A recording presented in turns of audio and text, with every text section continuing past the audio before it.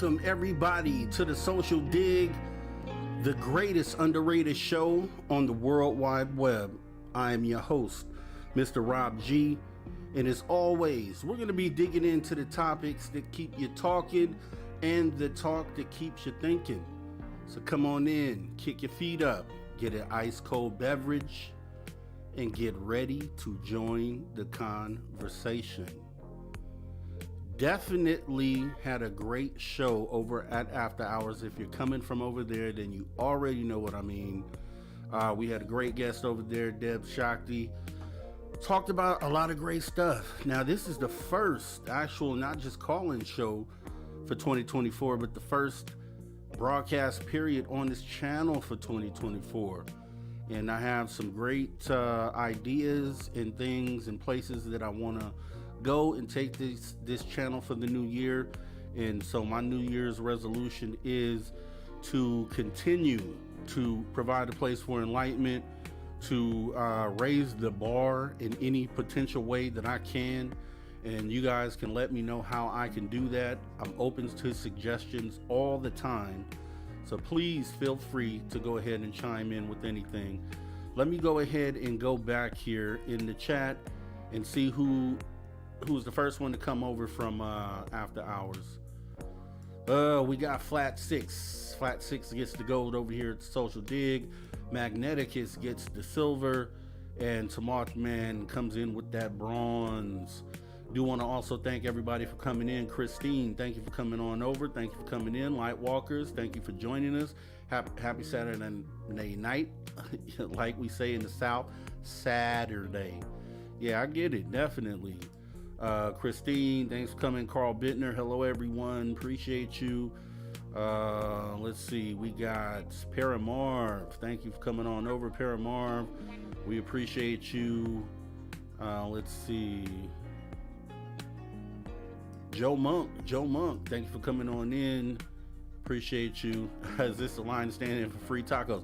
Hey, this could be the line standing for free tacos. That's hey, look, why the hell would I give away a taco? I get you. Street tacos here in Bakersfield are fabulous, by the way. If you didn't know, now you know. Magneticus Attractus, and I may be saying the same names, but that's okay. Brown Dwarf, thank you for coming in. I do appreciate you. Let's see. Kira, I am. Hey, y'all, I'm headed to Dreamland, coming to say hi. Hey, Kira, sending love out to you and Rob. Thank you. Love right back to you, Kira. Thank you for coming on in. And yeah, so we're looking good. So once again, this is a back to the plan here. We set this up to be a place where people can come talk about their experiences. We're going to do some more of that this year. Now, one thing I did want to do, and I put this in the community post, so we're going to definitely be bringing back this show, the Late Night Calling Show, with just a couple changes. Those changes would be, just kind of going into it, I have a lot of fun here with you guys, and there definitely are some times where we get some really good stuff going and some really good conversations going here, and I want to continue with that. I want more of that. I would like to have more of the experiencer talk, because I think it's always amazing to hear or to even know that a person is coming forward for the first time to talk about something that they just haven't been able to talk about in their circles or in their daily lives, and to be able to have a place where you can actually come and talk about it is an epic thing. So it's, as far as part of the plan to get us to go where we need to go, this is definitely solidified as part of that plan and will continue to be an option. So yeah, I just wanted to make sure that when we do have these conversations, that we are trying to stick to the topic or trying to stay as close to the topic as possible. We can definitely go off on some other things, and the only reason why I say that is because I enjoy your company in the moment, and whatever conversation we have is a great conversation, period. But what I'm thinking about is the people who come later. So the people who aren't here live, who aren't in the chat, and people who just want to watch the call-in show back and kind of be entertained by what it is that we talk about.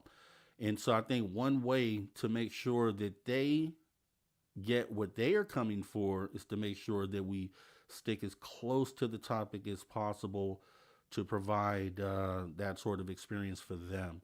They'll sift through a lot of our talk. Sometimes we've gone on random rants and things like that, which are cool, which are fine. I just want to, for the value that we want to make sure we provide to those who listen later, is we just want to make sure that we're talking about things that are going to be helpful in this mission that we are all on to get humanity to that awakening or that enlightenment point. So that's just one big thing I wanted to talk about.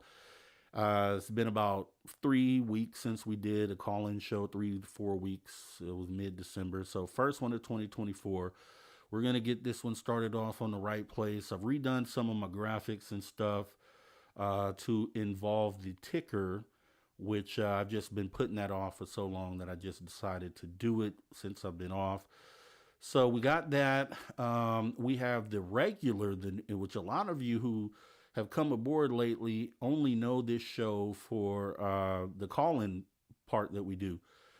That's not really, I mean, that's actually secondary to what this channel does. So we actually have regular shows, and we're getting back into doing those as well.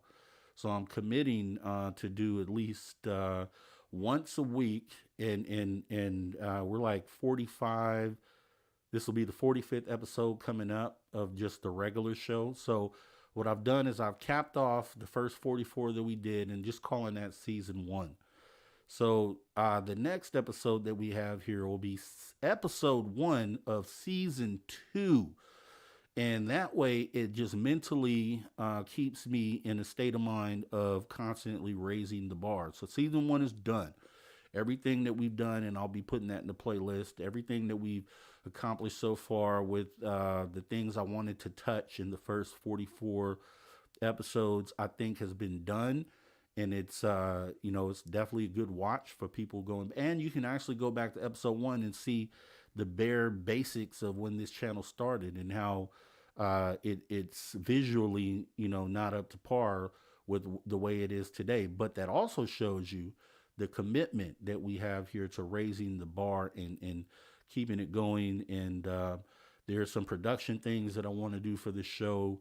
That I want to, definitely continue to raise the bar here and make this the premier place for people to get the information. And another thing, this is a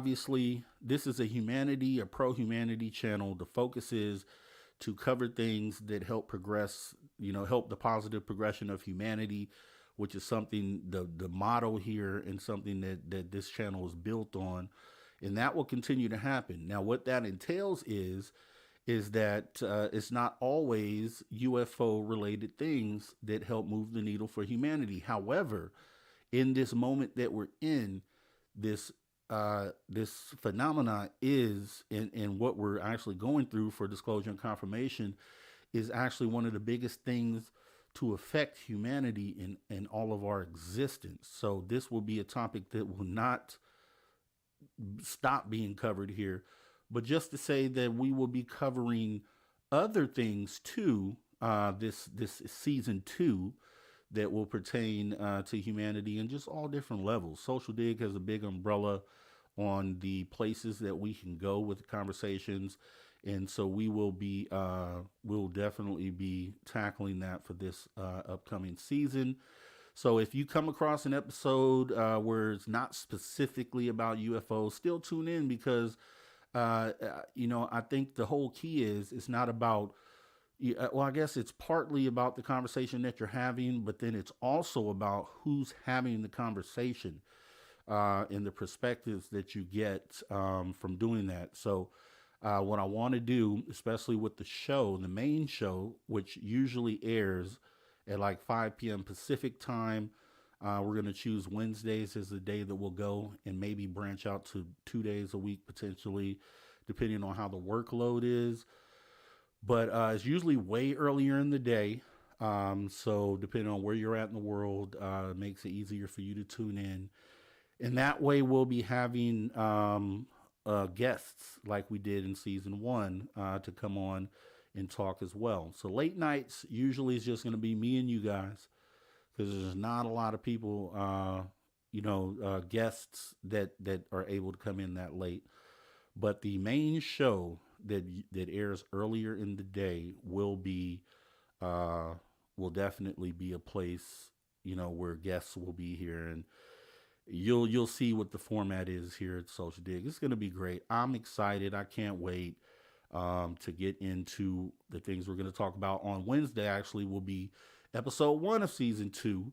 And that episode is going to be covering these ETs. Why are they here? Like, what is their purpose? Why are they here?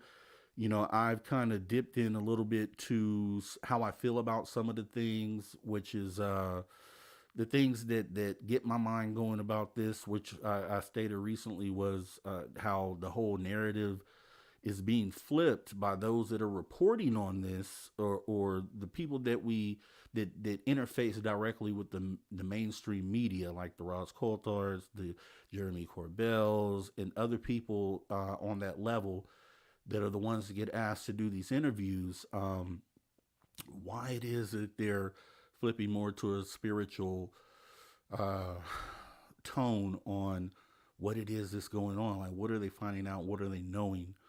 And yeah, let me see. Let's see.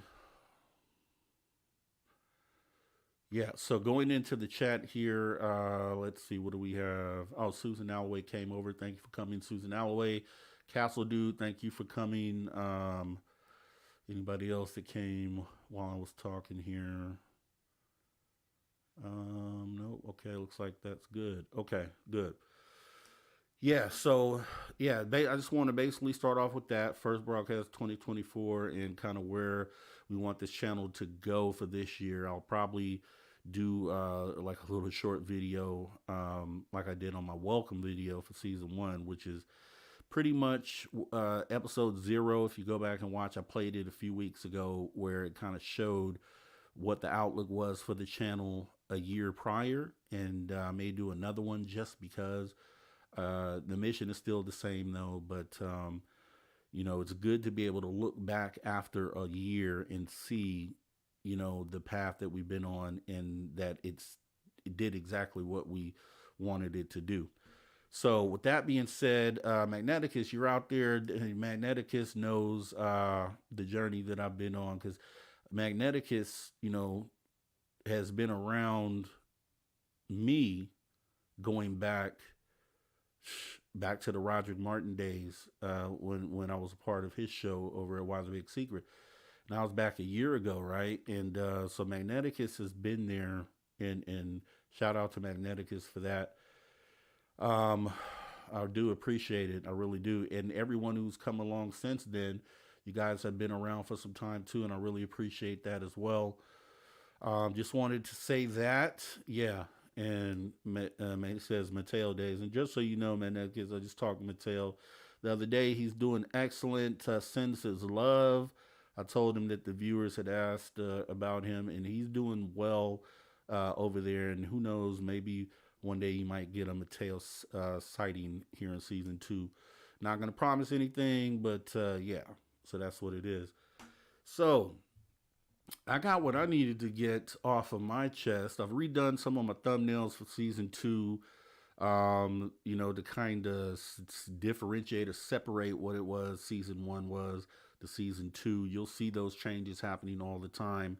I'm always tinkering with something, but the commitment, like I stated, is to always raise the bar, and that is exactly what we intend to do here. So, yeah.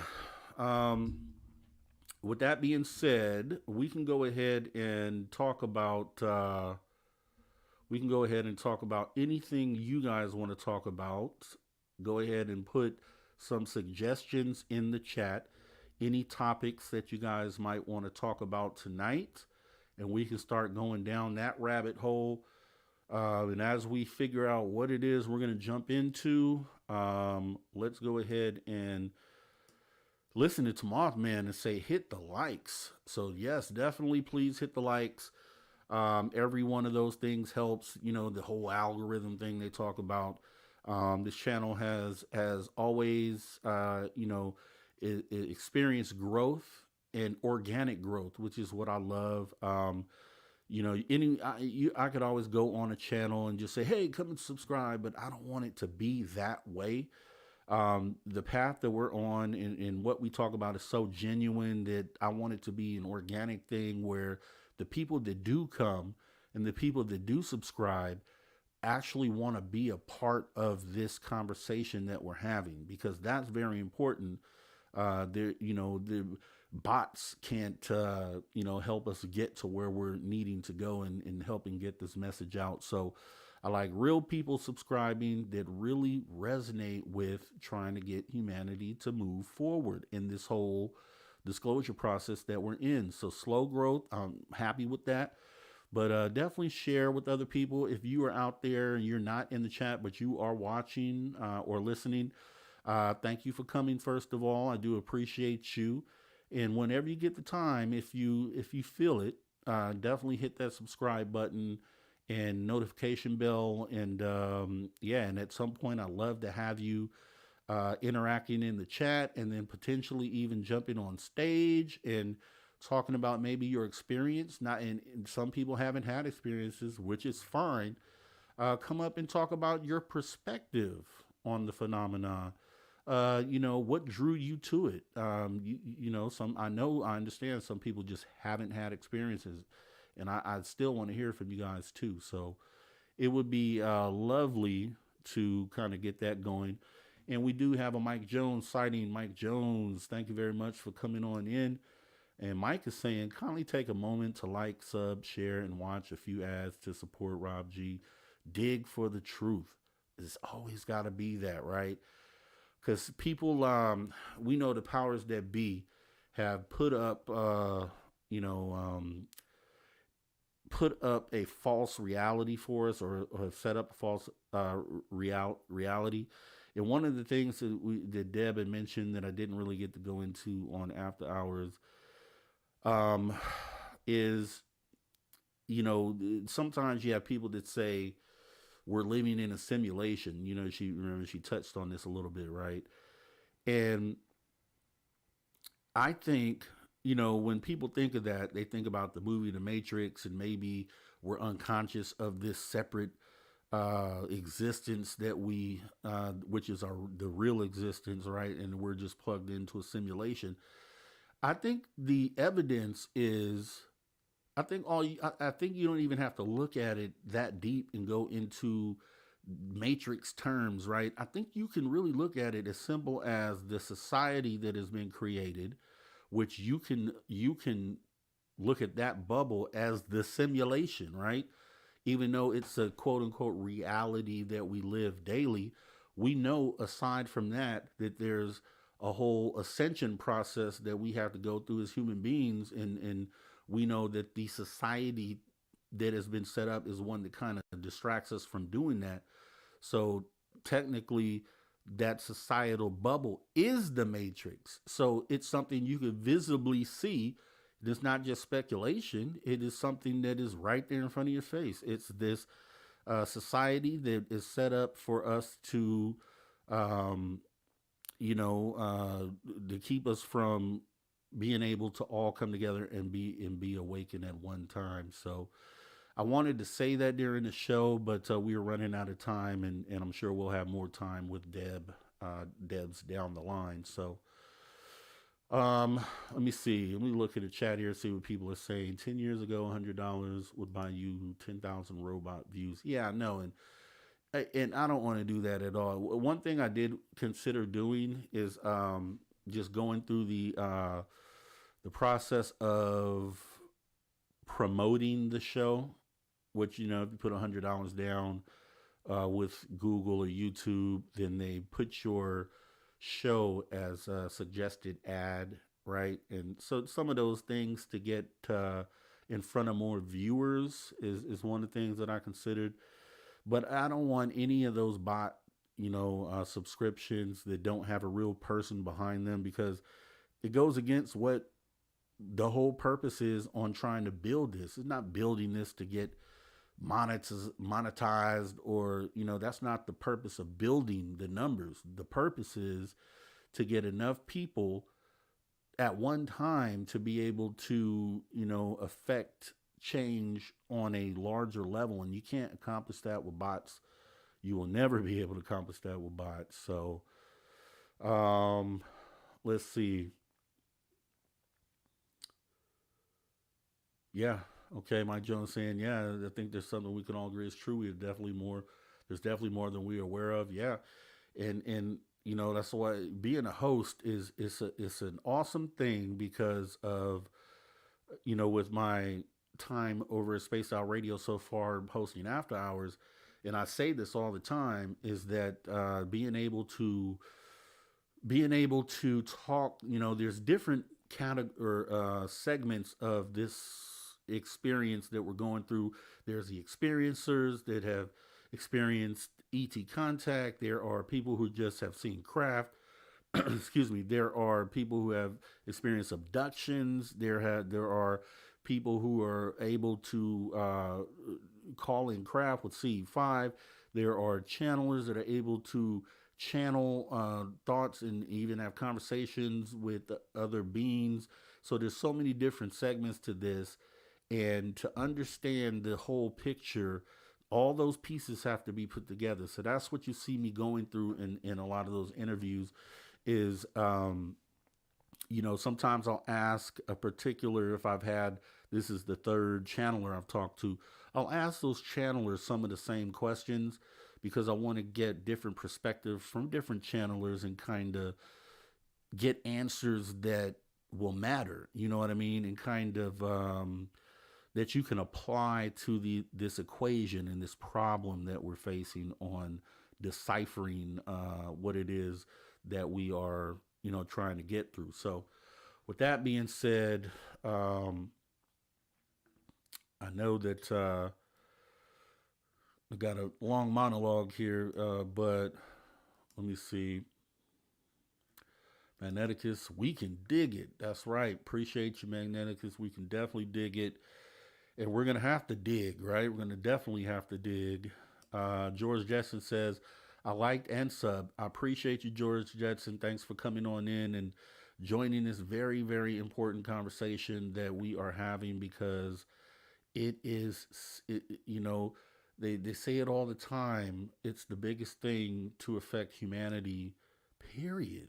I mean, you got to really think about it. Think about where we've been as human beings, as far as the history that we know and that we understand. We have been, we've had some momentous moments throughout history. Those are the things that are written about in the books. This is another one of those things. So 100 years from now, your great great great grandchildren will be in school, depending, or that's just assuming that society runs close to what it is today. Who knows? Actually, what I'm about to say could be untrue, because we don't know where this moment is going to take us. But with the outlook of what we understand now about society, about 100 years from now, potentially, our great great grandchildren will have this new thing written in their history books about this moment that we're in right now. Like, I don't, when you think about that, we are so lucky, and you hear this a lot. We are so lucky to be living at this time right now, because of that. You know what I mean? Some people go through their whole life without having one of those humanity changing moments, and we just so happen to be so lucky to be in that spot. So they will be reading about the work that we've done. We may not be mentioned by name. Rob G probably won't be mentioned by name, but I know that there are things that I would have done to kind of help that. And that's kind of what makes me feel really good and kind of engaged in where it is that we're going. And I don't need to be named by name. That's not what I'm here for, for that. I wish there were 1,000 other me's that were, have the same mindset and that same hope and the same dedication to want to move the needle. I think if we had 1,000 of me's, and I'm sure there are other me's out there that are pushing the same. And I always bring it up because, like I said, I meet Debs, I meet all these other people that I end up finding out have the same focus, the same goals that I have with, and I align with those people. And so it makes me feel good to know that there are others out there that feel the same way and want to get to that end thing there. So um, let me see. Let me get here what we got here. Boom, boom, boom. To collectively connect on the same frequency. Yeah, love you, love. Welcome and thanks for coming over, love you, love. But that's kind of what this is all about. Like, think about all the things in life that keep us separated and segregated. Think about all those things. There's a lot of them. You could probably run down a huge list of things that keep us distracted. There's a lot of them. But think about how many things keep us together and keep us on the same frequency, right? How many of those things are there in this world that really keep us together? There aren't many things. There's only a few. I mean, we have sports, we have some of those things, but even within that there's still segregation because you like this team, I like this team. So it only kind of, we're still segregated in that way. But how many instances can you, if you, and this is a good exercise to do, and because I think seeing is believing, right? So if you get a piece of paper, literally, when you have time, sit down and just write down all the things that distract us from getting to where we're going. And then on the next column, write down all the things that bring us together so we can better see. You're going to find out one list is really, really long and one list is very short. Maybe one entry, two, three, four entries that you will be able to think of that actually bring us together. And that's the problem. That's the actual problem with us getting to where we're going. So if we change that mindset and we start adding to that list of things that bring us together, and then we shift the balance, the scale on that, and make it to where the list that are things that keep us together and keep us conscious of what's going on, make that list longer than the list of the distractions, and then I think we're on the right path. And that's something tangible, visible, physical that you can accomplish or tackle by writing it down. I think writing things down is very important. I really do. Echo Whispers, love Rob leading the way. Thank you for coming over, Echo Whispers. I haven't seen your name before. If you're new, I do appreciate you coming and listening, joining the conversation, which is the motto here. Come join the conversation. And I do appreciate you doing that. First time I've seen you in chat. And so I want to welcome you. If you were a lurker before and then now you've joined the chat, that's one of those steps that I encourage other people that may just be listening to take. Just come on into the chat. There are a bunch of like-minded people here that would love to have that conversation with you. And then you can take it even one more step further, because I think, I do have the ticker now at the bottom of the screen. So we do have the call in. I've just been kind of talking long winded right now, but the call in line is the number's 856 843 3444 or 856 the dig.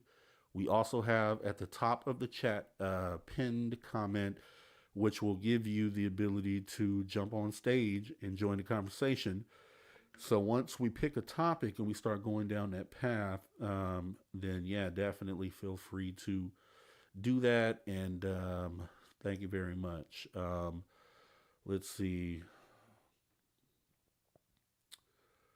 Let's see.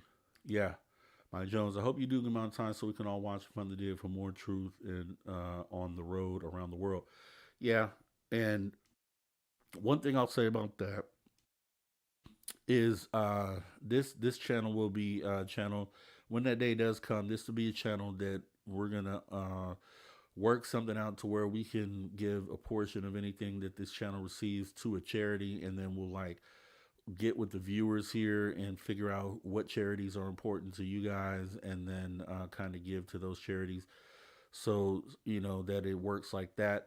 This show is a show that I produce pretty much all by myself, and so everything you see graphically, everything that we do here is done by me, and I would love to bump up my production value. So when that day happens, things will be going towards the production. So you'll notice probably my set behind me. All these things will begin to change and morph over time. And I'm working on some graphical things on the back end. Like I said, I just did the thumbnails, or redid the thumbnails for season 2. So you're gonna visually always see some sort of change happening here, and that's definitely what I want to do here. So let me see, what else do we have in the chat here. Mike Jones, Rob, have you had Dennis Carroll on your show? And I might be behind on, I'm pretty sure I am behind on comments, so let me catch up with you guys.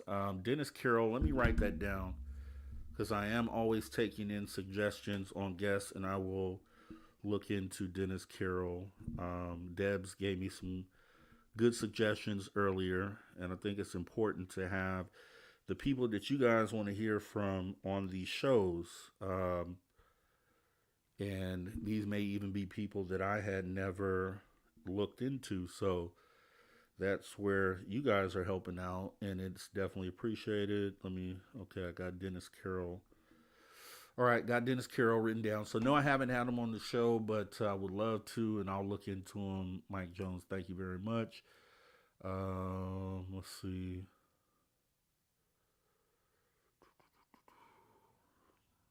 We can get up current here. I've been talking, so now I'm behind the chat. Let's see.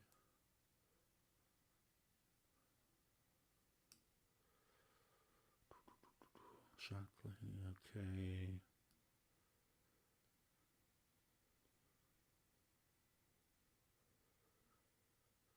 All right, guys, just having, okay.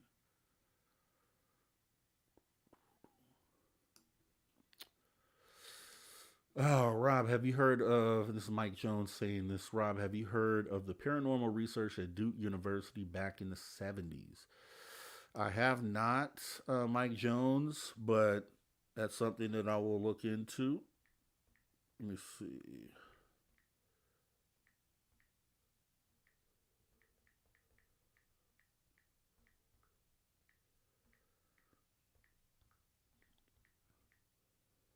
Okay. Something I'll be looking into, Mike Jones. Let's see.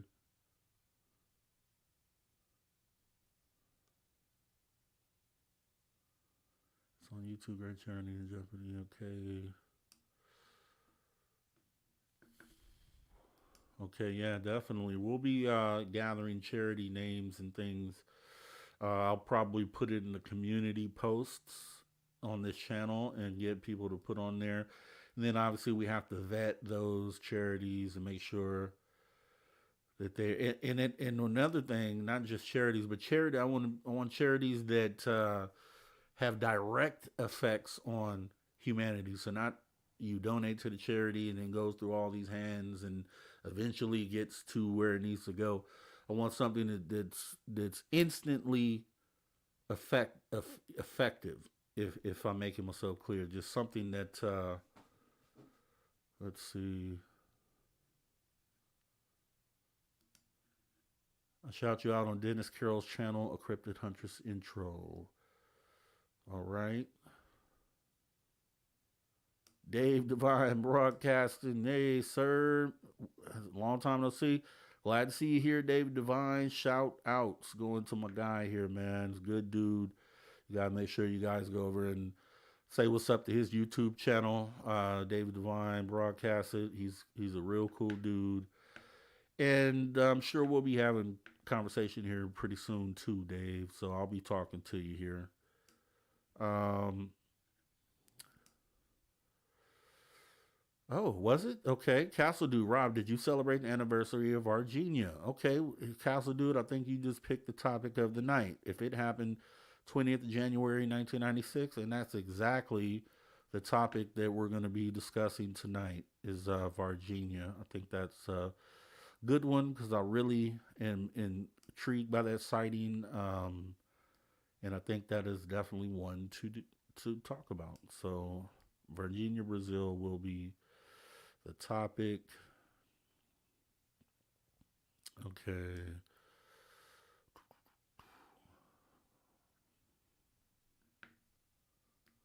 Okay.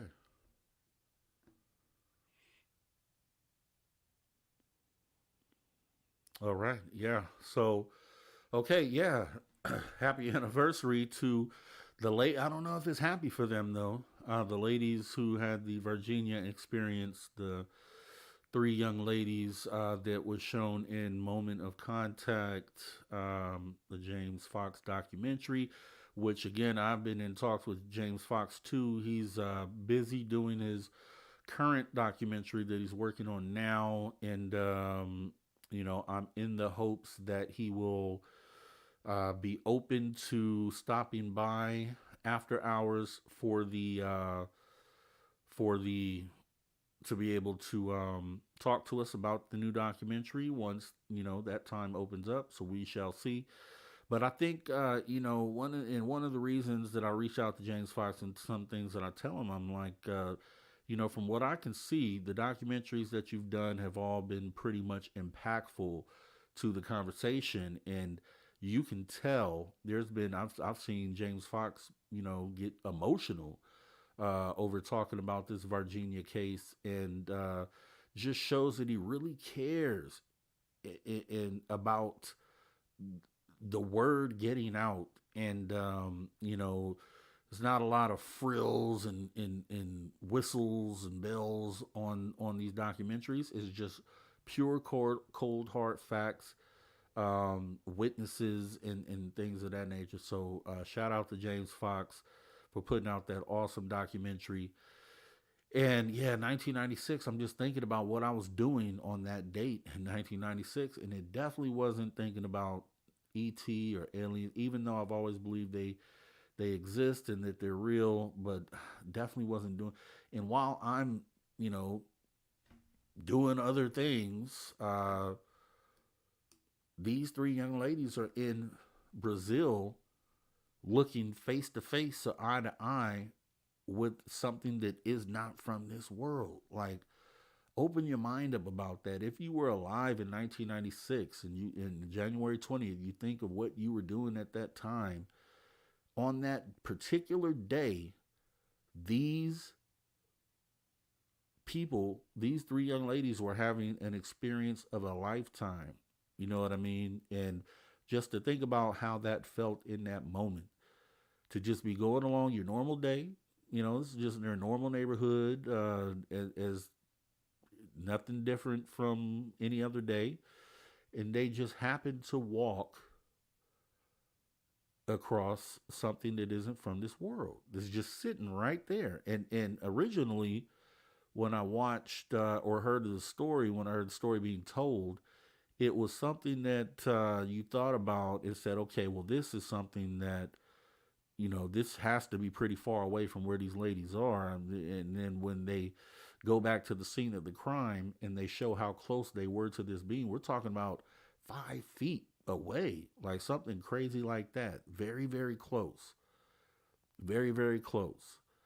And, one of the things that you hear about is that the sulfur smell that comes off of some of these beans, and that's exactly what they mentioned, or the mother mentioned when they interviewed her in Moment of Contact.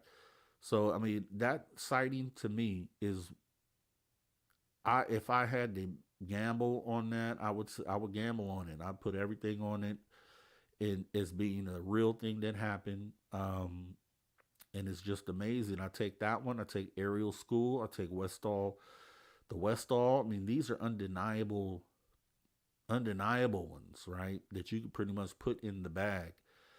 So, and then just think about it, right? So, If you are familiar with Moment of Contact, no spoilers. Spoiler alert, right? So essentially, what it would have appeared if you look at the whole story, the 10,000 foot view, is that some ETs came. Their ship had some trouble. Some of them ended up being stranded, or I don't know if they were actually left behind, but they were not with the ship. They were literally, moving around the town trying to get, it would appear, to some sort of safety.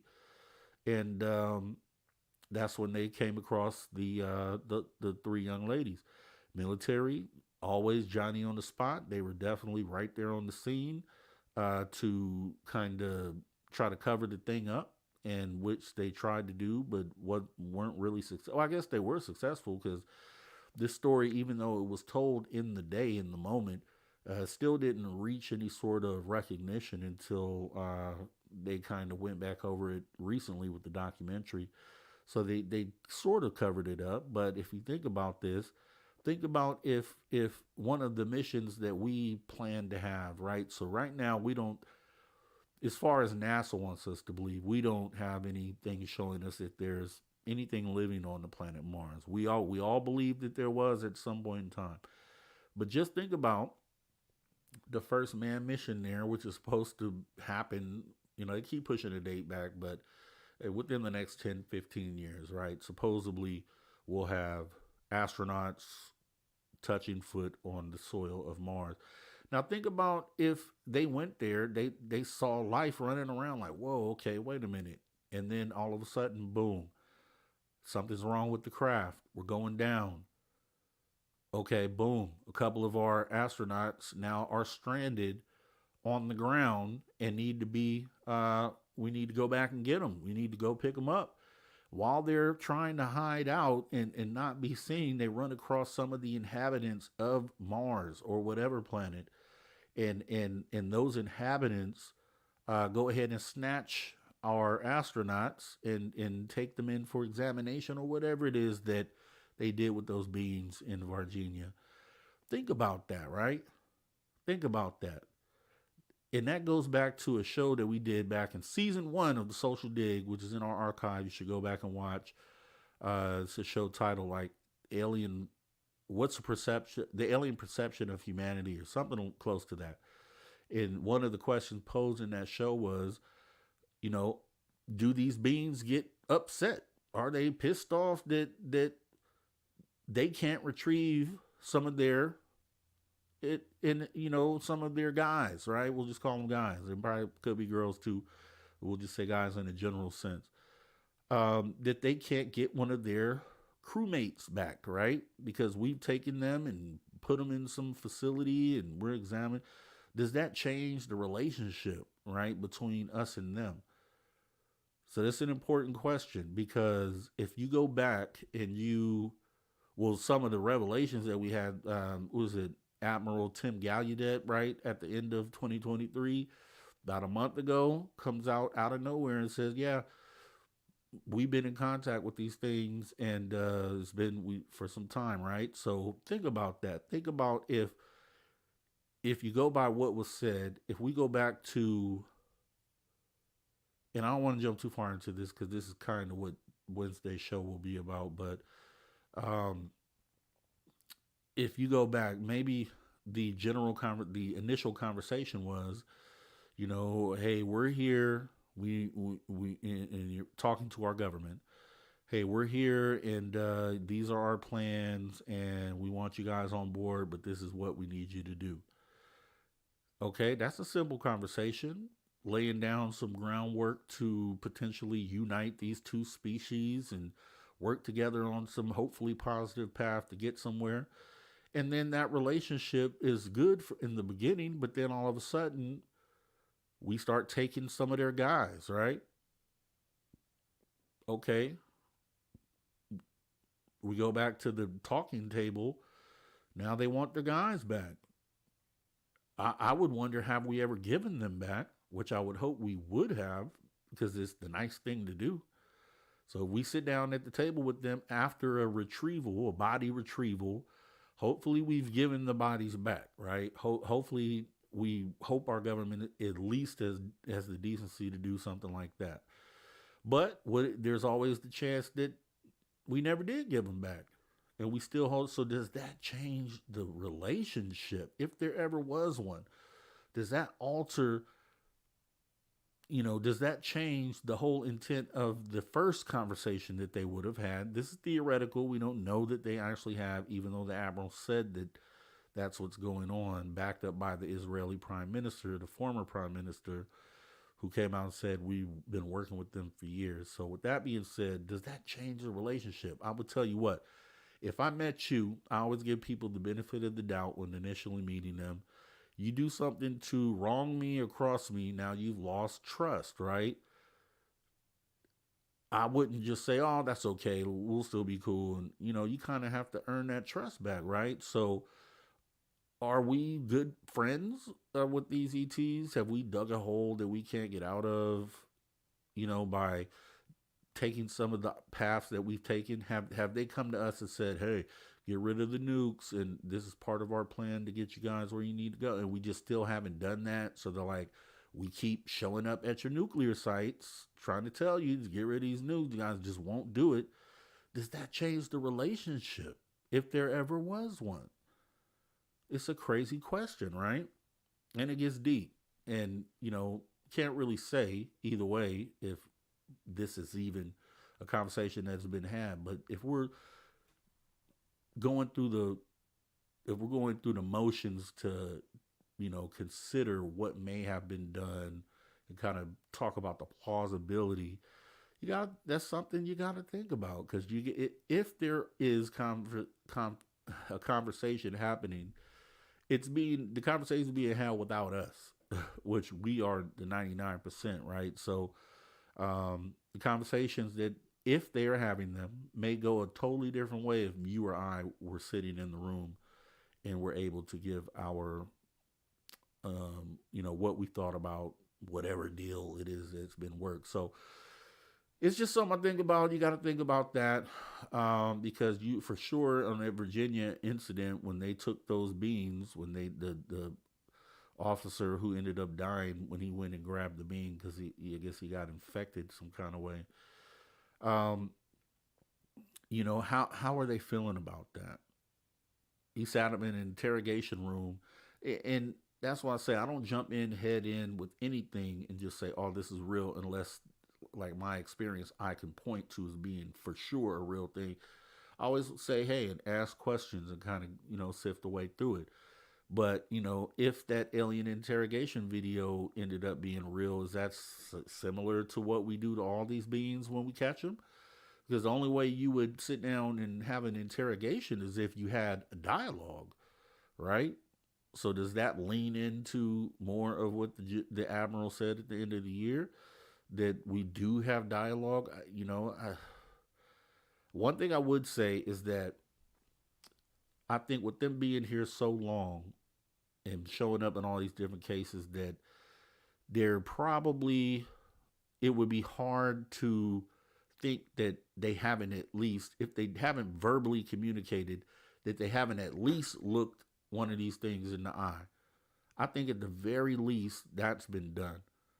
So if they have the ability to bridge communication through telepathy or whatever it is, um, you know, which we, as humans, we understand that telepathy is a a power that we have. So it's possible that that's what they have as well. And if that whole thing is even going on, right? Right. So with that being said, hold on real quick. You need to do something real quick here. Let's see. Give me just a second here. I'll go off camera for one moment.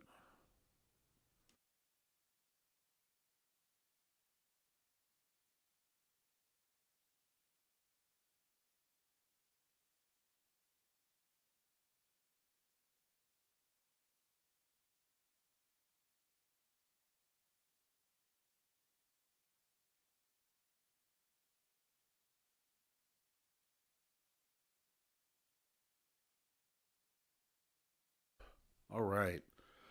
Appreciate your patience there, man. Getting cold right now. It's the wrong time of the year. Nose is, ugh, I hate it. I hate it. I need the warm weather back. But yeah, so that's when you think about when we ask about it, there a lot of the skeptics, right, are like, hey, just land on the White House lawn. Let's just show up. If you think about Virginia, I think that's one of those land on the White House lawn moments. Um, I think Ariel School in Westall, those are examples of land on the White House lawn moments, right? So you got to ask yourself, like, what is it going to take for us to be like, oh yeah, they are here, or for the rest of us, because we already know this, but to be like, oh yeah, they are here. Like, dude, we had a broad daylight sighting at a school full of kids and adults, and they're telling you these things were within arm reach, and they're sitting there looking directly at these things. Like, if we had faith in each other and gave benefit of the doubt, then a lot of more people would be on board. But as looking at this, it's like, what more can you get? So it's not really a land on the White House lawn moment. I mean, when they say that, I think it's disingenuous for them to say that that's what they need. I think, to be more clear, what they probably are trying to say is, if aliens land on the White House lawn with national media coverage or something like that, I think that's the thing that they forget to mention when they say that, because I think we've had our White House lawn moment multiple times. Um, when I always go back to my sighting with the 47 objects, there was no uh, hiding. They had no intention on not being seen. That's what I'll say. They had no intention on being covert that day. It was not on what they were trying to do. They were doing something that, if you look at our military, right, anytime we want to any and I don't want to go to it, like I said, this is more of what we're going to be talking about on Wednesday, but I'll say this, if you look at our military, right, we all sit right on each other's borders, and what do we do occasionally, or what do our adversaries do occasionally? They do things that are considered a show of force, right? To say, hey, we're here. Just remember that we're here, and yeah, you should be paying attention to us. Like, is that what we're getting? Is that what we're getting with that, with those type of sightings, like mines, right? Middle of the day, no clouds in the sky at all. Anyone should have been able to see this, although I've not found anyone that's at least posted anything about it. But it just has to, I don't think, you have to wonder what the purpose is for 47 objects to be in the same place at the same time, you know, on clear display for anyone to see. Like, why? Why? Why? And that'll be a cliffhanger to lead into Wednesday's show, as we'll be talking more about that, and kind of just going down the normal path that we have. Like I said, we have disclosure news and all those sorts of things. Actually, I have, let me bring up on screen real quick. This is normally our layout here, and I already have it set up for Wednesday's show. So this is usually what we run. And so, as you can see at the bottom of the screen, we have our disclosure news. This is things we normally do on a normal day. So on a normal show, which would air at 5 p.m. Pacific, we'll have like our disclosure news, our topic.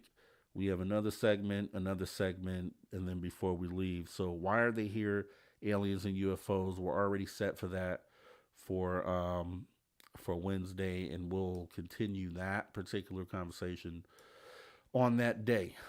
For now, it's been nice jumping into Virginia. Let me look in the chat and see if we have any other. Yeah, if you know something more about that, Simon, man, let me know, because Oh, there we go. The Meneticus might have nailed it.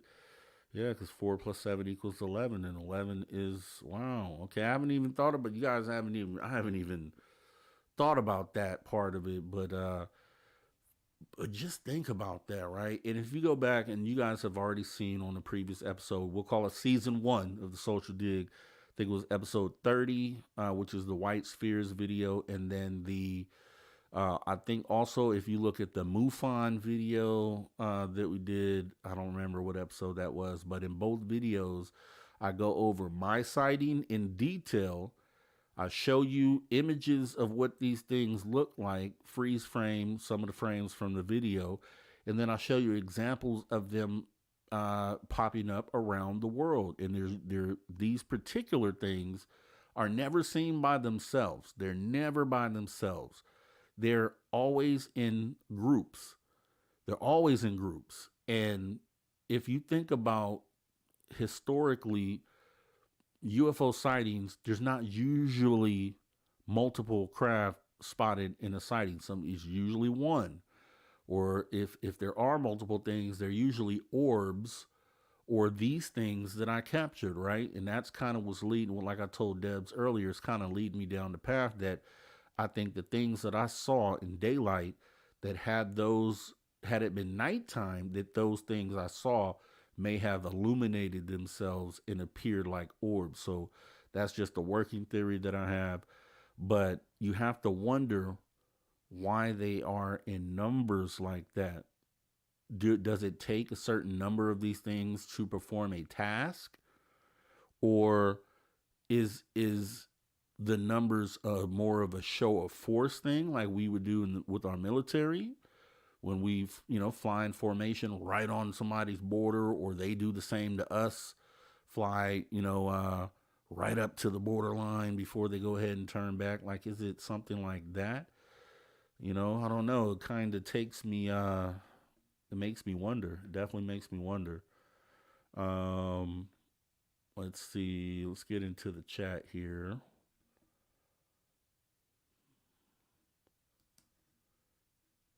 Yeah. I got you. I got you, Castle Dude. I got you, Castle Dude. Let me see. Okay, we got Paramar, Social Dear Mr. Rob G. Seems like they could help move us away from nukes if they shared info on their 0 point energy. True, Paramar. So here's the thing.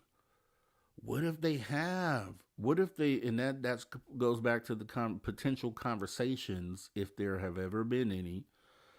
Like, would this have been one of the messages? Said, hey, we have 0 point energy. Like, all you guys need to do is get rid of these nukes first, because we don't want you to weaponize what it is that we're going to give you. So show us that you could go without these weapons, and then we can trust you with this information. What if they have had, what if that was part of the initial conversation, if we've ever had one with them? Let's be clear. We're not saying that we have or haven't talked to these things. But if we have, I'm sure that probably had come across, and which is why would make sense on why they show up to our nuclear sites, and not just missile sites, but nuclear reactors that generate power. They show up at those. They show up around the nuclear powered, ships and submarines and things like that. So, maybe they're telling us to, hey, abandon this stuff first. Then we'll go ahead and fill you in on how this all works. Like, we know you are trying to reverse engineer our craft, but you can't figure it out. We could help you do that. But first, you need to show us that you can get rid of these detrimental, dangerous weapons that you guys have that could literally kill the planet. Like, show us that first. And then what if that was the conversation, and they see that we're not doing it? Like, we just won't do it. But if that conversation is happening, that's a conversation that's happening behind closed doors, which doesn't include us. Because just think, if we had a town hall meeting where the ETs are there, Government officials are there, the public is there, and we're all in on this conversation together. And the ETs say, hey, guess what? Give up these nukes. They say this in front of us, and then we'll share an energy. All of us would say, yeah, get rid of these dang nukes. Get rid of this stuff, right? So if it was up to us, we would probably be further along if conversations are being had, right? But the focus of the powers that be don't have the same outlook as we do. They can't see a world without uh weapons of mass destruction. They just can't see it because that's their business. That's what they deal in. Us, we don't. All we see, but it ends up being a result of that, are things that are just horrible, right? We see it every day on the news if you turn it on. Just horrible, horrible things that the powers that be are doing to others and us, right? Civilians are capped or caught within that mix too. So if we had that town hall meeting, the 99% of us would say, yeah, we agree, ETs. Let's get rid of the nukes so we could jump into this new era. But powers that be just don't want that to happen, man. So I hope that answers the question. That's just my perspective on it. But um, I think that is actually a good question to ask, right? Because I'm pretty sure they do have, if they've talked, they probably have had that conversation. And then you have to ask yourself, why be so selfish and not do what you're doing on behalf of humanity? And we still have, like I said, the government is we believe that that's you know the stance that they take, that they're more for themselves than they are for humanity. And this moment that we're in is a big moment for them too, because this moment also gives them the chance to show themselves in a different light. Like the governments who always, everybody's like, oh, the government just, they're on our back. They just use us for XYZ. And like they have an option to change that narrative in this moment. This is a moment or a fork in the road moment for them too. You know what I mean? And it's kind of, to be able to sit back and watch where they go with this, right? Is we all have our ideas on how they're going to go. They're just going to stay where they are. They're not going to say anything or admit anything about this existence that we know is there, and they're just going to stay on that stance. That's what we believe they're going to do, or at least most of us believe that the government is going to do. But they have an opportunity, and like I said, as Dave says, you have those three-letter agencies that tune in to shows like these just to see what we're doing and what we're talking about. So if any of those people are out there watching this show tonight, or watching After Hours, or anything we're doing at Spaced Out Radio, like if I could compel you to do anything, it would be to do the right thing on behalf of humanity. Yeah, maybe the power structure isn't the same after that. Yeah, maybe your job isn't as important anymore because humanity is now on this new path. But just think about the day that you're not here anymore, right? Because we all have to go at some point. Think about the day you're no longer here, and the world we currently live in. Is this the world that you want your great grandchildren to inhabit? Do you want them to inhabit the world as is, and they don't have the protections that you're afforded being on the inside and being with the powers that be? Right? You got to think about that, because you can't control what path your descendants want to take. You'll be long gone. You won't be able to help, redirect that, or you won't have any input on that. So if you are from one of those agencies on that other side, you're looking at this, do the right thing and step into this moment and be the hero, right? Instead of being the villain.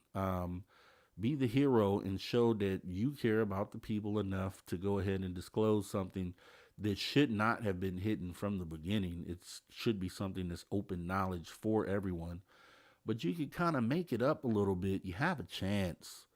You still have a chance to come out, not covered in SHIT, right? You still have a chance to come out cleaner on the other side, and then maybe still be in a position where you can be trusted still by the populace to resume some of the duties that you had done, pre-disclosure or pre-confirmation. So something to think about. I would implore you to look into that, but because I feel like at this fork in the road that there, and we don't know how it's going to look on the other side, but I think one of those possibilities is that the people don't want to do the structure as it is currently um, as it is currently designed. I think there's a good chunk of people that are going to want to do something different, right? And it's only because of what we've known this to be up until this point, which is a lot of hiding, a lot of obfuscating, a lot of not being straight up. And you have a chance to change that image. It that's one of the things I think about. It would shock me if they took that advice and actually came out and did something different. It would shock me to the core. But I know behind the machine that is the government, there are humans just like you and me working in those positions, even though they have clearances, right? NDAs have been signed. Still are human beings at the end of the day that go home to families, that lay down in a bed, that watch certain programs, that have certain thoughts about things pertaining to life, right? So I'm just hoping that and I think it is happening on the inside. I think that's where a lot of whistleblowers come from, but we can't be sure. We won't know for sure until we're on the other side of this, where people are free to talk, and then they're like, "Yeah, I was thinking this the whole time. I just wanted to wait for a time. I didn't know, And one day I just decided to do it. I said, you know what? I'm willing to sacrifice my own future on behalf of the future of the world." That is a huge thing for someone to take on and do. But I would say that there's definitely a percentage, it may be small, but I think there's definitely a percentage of people inside the government that would be open to that and being that person, right? I think there is. It's just about them taking that step. So, with that being said, let me see. What do we got here? Let me go back some. Magneticus is doing the numbers thing over here. I get it. Yeah, golden ratios. That's a good thing. I talked about that. I did a show on crop circles, and crop circles actually demonstrate the golden ratio, or actually show examples of the golden ratio being used. And it's a golden ratio is something that's in nature as well, but it could definitely, I think numbers is the common thing that we would probably have with things from other worlds, because if there's one thing you have to do, is you have to be able to count. I think numbers for sure, which is why you get into like binary messages and things that have been sent, binary code that are just numbers, right? And I think the numbers create patterns that can be interpreted on some level. And I think numbers are definitely the key to communicating with something that just is so foreign from who or what you are. I think numbers is like the building blocks of that conversation being able to be had. So numbers is very important. Yeah. And I've heard this too. I've heard some crop circles being used. Magneticus says crop circles have blueprints sometimes, depending on who made them. Yeah. And yeah, I agree. And that's why I feel like crop circles are I mean, we've shown, and like I said, this is in the same show I did about crop circles. We covered the guys who hoaxed the whole thing, said, "Hey, we're hoaxing this. This was us the whole time." But then there were crop circles that they could not even redo.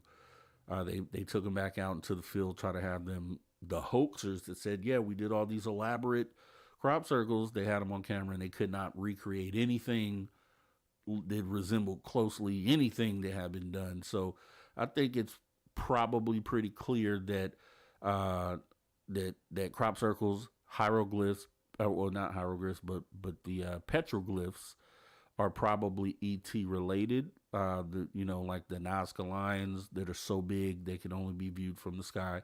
That potentially that's a communication method. And then with those crop circles being the same thing, right? And one of the things, I mean, I think those things are probably pretty obvious, to come to that conclusion on those. But I had thought myself about, I talked earlier on the show on Space Out Radio about the C5 event and something that could bring the whole movement in. Along that thought process, I had also thought about just different ways to be able to interface us as humanity directly with these beings. So we have the C5 method, we have telepathy, we have just meditation, and ayahuasca, DMT. Then I thought about something just pretty plain, right? These things have eyes. We know they do from various reports. So what if we had all over the globe, we had the equivalent of big screen, just think of a big screen TV laid on its back facing the sky, right? And if you come in from the sky, it's no different than the Nazca lines. It's no different than a crop circle. If you had these video screens on the ground that depicted the things that we wanted them to know, to open up the lines of communication, would that be something that would be effective? They would see it for sure.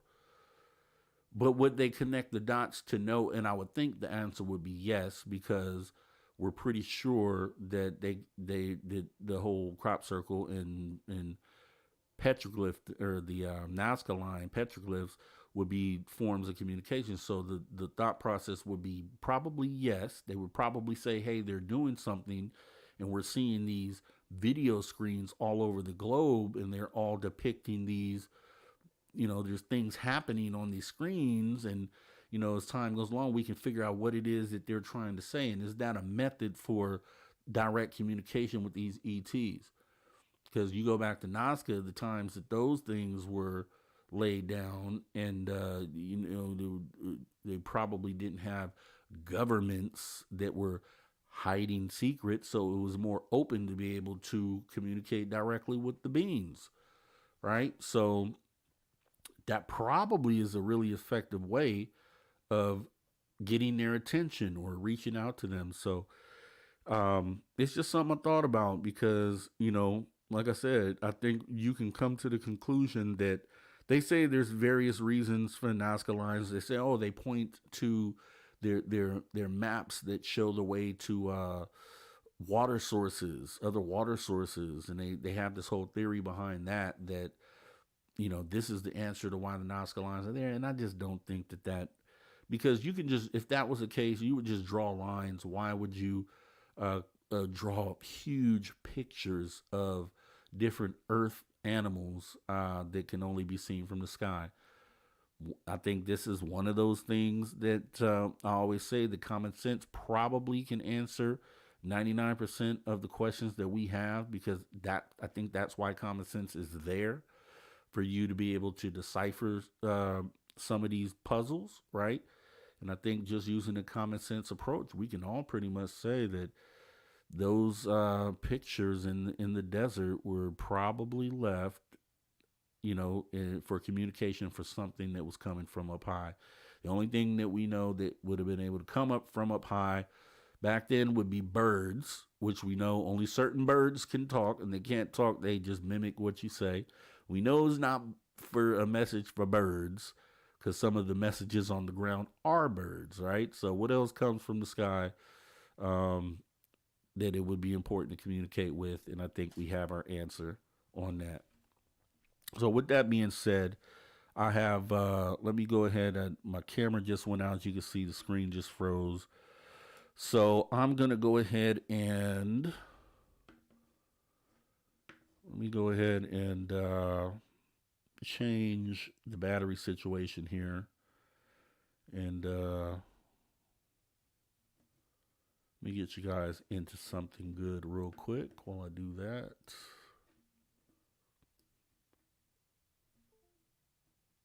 Okay.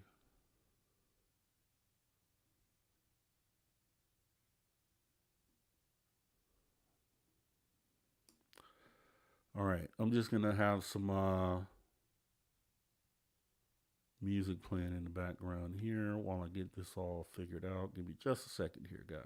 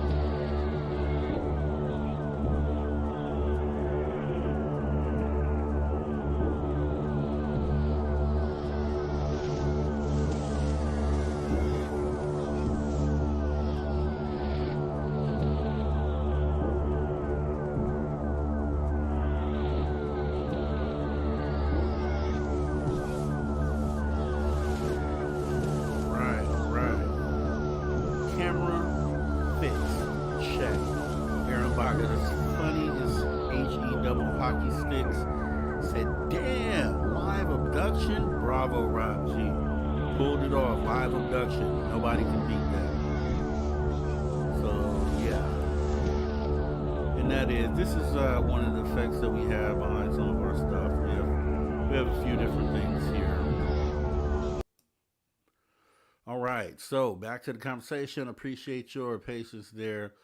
We won't be running too long tonight. This first night back, and I kind of wanted to just kind of dive in, and I had some people say, "Hey, man, I missed the dig," and I looked up, and you can get lost in the holidays, right? And with family and all this and that. Next thing you look up, and 3 weeks have passed since we've done the show over here. So I definitely wanted to jump in and get it wet. I didn't want to, normally we're here for three hours at the minimum. And I guess we'll do that once we start easing into this. But for 2024, like I was stating, one thing I did want to do was make sure that we have more structure to this call-in show. So one thing that I would do, and if you hit the notification bell, hit subscribe, all those things, then you should get community alerts, or they should show up in your feed when I post something like that. And I'll end up posting something regarding just talking topics, things that you guys want to talk about. That way, we can compile a list of those things, and then we can structure these call-in shows around those suggestions of conversation. Obviously, there's going to be some things that are so hot in the news that we won't need any suggestion. We'll know exactly what the topic of the moment is, and we'll be able to kind of jump into that.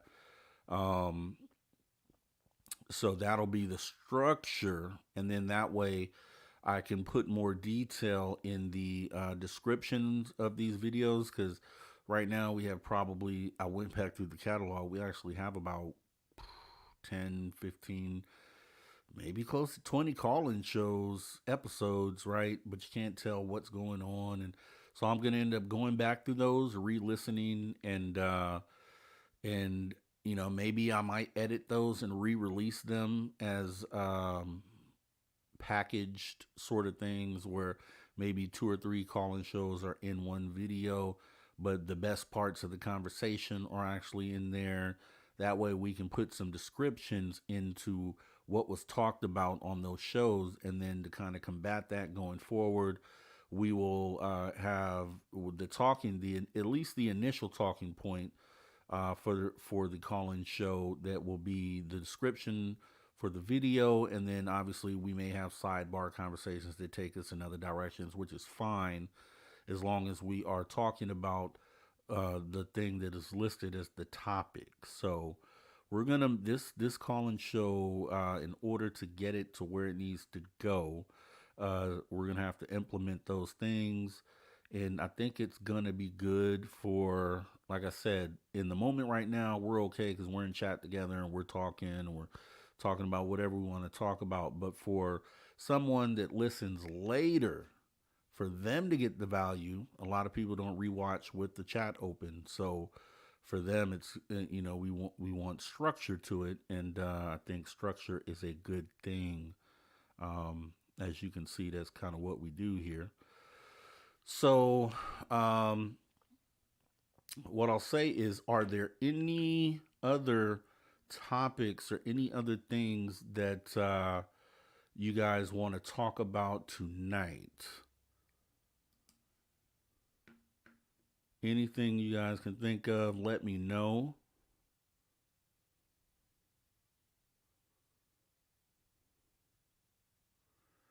So I'm pretty sure I'll talk about at least another thing or two before we end up wrapping this up for the night.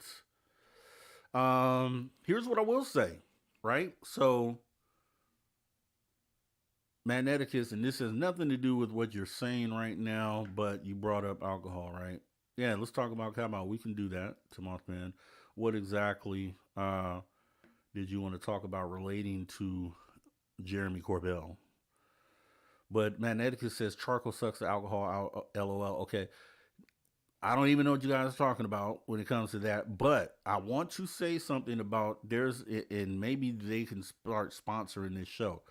There is my girl recently got this machine, and maybe you guys know about it. It's called a Bartini. Please tell me if you know about a Bartini. Please tell me if you have a Bartini out there. If you have it. If you have it, you know exactly what I'm talking about.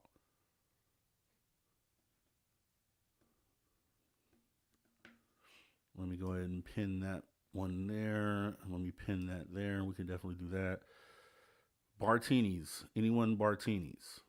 Okay, let me tell you what a Bartini is. Some people don't. Some people don't indulge in alcohol at all. So this isn't for you per se, but there's a thing called it's something similar to a Keurig. If you know what a Keurig is, Keurig, which you put these little pods in the machine to to brew coffee, like these little cups. They call them K cups, and you put them in the Keurig machine. You fill up the tank with water, and then you push a button, and then it brews you a cup of coffee. Bartesian. That's what, yes, Bartesian. Thank you, Miss B, for pointing that out. You know exactly what I'm talking about. So, what it is, it's a Bartesian. So, let me ask that question again. Has anyone in the chat, do you know what a Bartesian is? Have you ever heard of a Bartesian? If you haven't, and you're a person that consumes alcohol, let me just tell you about this thing. It's like a Keurig machine. Once again, you take these little pods. So think about if you've ever been to a bar before, right? There's 1,000 different drinks you can order. You can order Long Island iced tea. You can order Sex on the Beach. Um, you can order a lemon drop, right? You can order different sorts of mixtures, right? This Bartesian is a machine that actually makes drinks for you. Now, they're not sponsoring me, although they should consider it because I would be a great spokesperson for it. You take these little pods, you stick them in the machine. On each side of the machine, there are options for there are spouts that connect directly to alcohol bottles. So you have like a tequila bottle, a rum bottle, a vodka bottle, just different types of alcohols, right? Then you get a cup with glass of ice. You stick it under the machine, under the spout. You pick the strength that you would like to make your drink, and the pods have something that they read on there that informs the machine of what liquors go into the drink you're trying to make. The pod that you put in there. You click one button, and this thing takes the appropriate measurements from each of the bottles and then creates your drink. It's called a Bartesian. It is the best thing in the world. If you have not ever seen one or heard of one, and you do indulge in the occasional drink, because drinking if you drink too much, obviously, could be a bad thing. But this is something that I didn't even know existed. We now have one, and with the click of one button, I can make any sort of drink that I want to drink. And I made one for the show tonight, which I'll show you. I'm not going to say that this is alcohol because we don't know what's in this glass that I'm about to show you. But there we go. Bartesian. If you go ahead and Google that at a later time, might be the thing that changes the way that you look at occasional. And yeah, Van Gogh, that's exactly right. Can't bring liquor into life. And some people like that. And I understand that. So, and this wouldn't be for you then, Van Gogh. I have some other things I could talk to you about, but Bartesian is something you may want to Google. So, thank you very much, Miss B, for clearing that up. And let's see. Yeah, it's a Mothman. It could do anything. So they create these pods, which have we'll call them juices, like whatever juice or soda, whatever goes into that particular drink you're making, are already in these pods. And when you stick the pod in the machine can read the pod, and it knows what liquors go into the drink you're trying to prepare. So you don't have to tell it what to do. It just automatically knows what goes into that particular drink, and it makes it for you. It's an awesome thing. You should definitely take a look. And let me see. All right. So let me go ahead and answer Van Gogh's question real quick. She said, back on the Virginia beans, are we sure they are not demons? All right. I don't know. I mean, that it's a great question, Van Gogh. And here's kind of how I'm looking at that. That's why I was so much, and I'm still into, and which we'll talk about on the show on Wednesday, so much into trying to figure out that the answer to that question, because it seems that for whatever reason, a lot of these journalists, the people that are being interviewed about this phenomena, are looking at or talking about this having spiritual implications, or this being spiritual. And a lot of people, you know, seeming to be shook. Even Dave Scott talked about the other day. He has a source, that is kind of in the know on some of these things that we're talking about, and kind of has a bleak outlook for whatever it is the answer to this. And are they demons? Man, I don't know. I hope there isn't, but it's just concerning me that there's so much of a somber tone. And we go back to Lou Elizondo. Remember the conversation that he had with us a few years ago. I think it was on Kurt Jamongo on his show on the Toe, and he brought up somber. So now we have somber. We have Tom DeLonge with some instances where he said ETs, you know, use weapons on us without being provoked, and now the conversation between the mainstream media and then the people who speak on behalf of ufology, like the Ross Coulthards, the Corbells, and the others, have now turned this into a spiritual thing, or mentioning that more than anything else. And you just have to wonder if the whole somber thing is tied in with the spiritual part of this. And then if it is, does that mean that the answer is demons, right? Or because you hear that being said as well. And it's just so hard to say. It's so hard to say. Kurt M. A machine that makes drinks for you, that doesn't sound like fun. I didn't think so either until it was that they had to set it and forget it. I forgot what that applied to, but it's set it and forget it, Kurt M. Believe me, I would say look it up online and maybe watch a YouTube video about it. I didn't know that I would like it until we had it. It's not anything that was on my radar. It was on my girl's radar, and she just kind of, she's one of those, she kind of buys random stuff sometimes. Sometimes it makes sense, sometimes it doesn't. But this time it kind of made sense, and, a win for her. But yeah, so look, Kurt M. The best part about mixing your own drinks is feeling like a drunk mad scientist. Now, I'll agree with you there, Kurt M, because I've been to parties, and I don't even remember what they call this. Oh, jungle juice, right? So I've been to parties, and those mad scientists don't know the appropriate measurements to mix. They just kind of throw stuff together, right? That's the mad scientist vibe I think you're talking about. And that never ends well, Kurt M. Never ends well at the end of that night.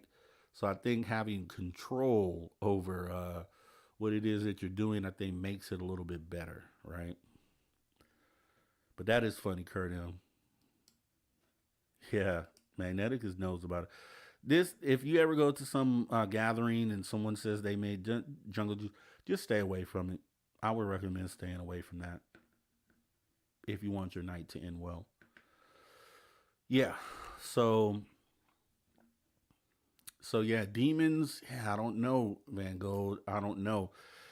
I'm just open, right? I'm middle of the road, and the information is given help make the determination. And there was, I could say for sure, there was a point about a year ago where I felt the demon part of it was probably far fetched, least likely, I'll say. But the more and more that this thing is evolving in front of us right now, I can't put it out of the realm of possibility. You know, I just can't. I just can't say that it's not demons, right? Because I could point to things that have been said, which I just did, that kind of make it seem like that could be a plausible answer. So, yeah, yeah. So let me see. Lightwalkers, ayahuasca, the frog venom scares me. Wish I had the guts to participate. I'm open. I'm open. I'm open to it. And meeting friends like friends like Drew Banky, who's done this before, and like Deb Shaki said on the show earlier, whenever you do something like that, you kind of want to be with people that know what they're doing and can kind of guide you through the process. Excuse me. And I think that is definitely something that I would consider doing under those uh, conditions, right? Where someone was there that could guide me through it, and maybe along this journey that may happen. So 2024 is my year for regression potentially. So that's one of the things I have on my on the list to hopefully do this year, because I really want to know if some some other things had happened that I just can't recall at one point in time. So that's on my list. Ayahuasca is too, but I've heard, and maybe I'm wrong on this, but I've heard usually for those things, you kind of have to go to places like the rainforest, or there's certain places where you don't just sit at home. And from what I know about the experiences that other people have had, or times that they've mentioned it, it's always being embedded with some sort of tribe, or you know um, where you have to go somewhere to do these things. It just isn't done at your house. So, but ayahuasca would definitely be on the list. I would be open to it with someone that knew what they were doing, and that will be on my list too. So maybe you'll live vicariously through me. I'll be able to come on the show one day and say, "Hey, I had experience in XYZ," and be able to enlighten people on it. But yeah. All right. And let me see. All right. Lex Diaz says, "Hey, Mr. Rob G, thanks for coming back." No problem at all, Lex Diaz. I've been wanting to come back. You know what I mean? And I've been missing this place, more than some of the viewers that have mentioned they missed it. And it just feels good to be back over at the Social Dig. I put in a lot of work at After Hours, and it's always fun and a great time over there. And I just want to make sure now that things are more solid as far as the structure of what I wanted to do with After Hours, that it opens things up to be able to come back over here more frequently.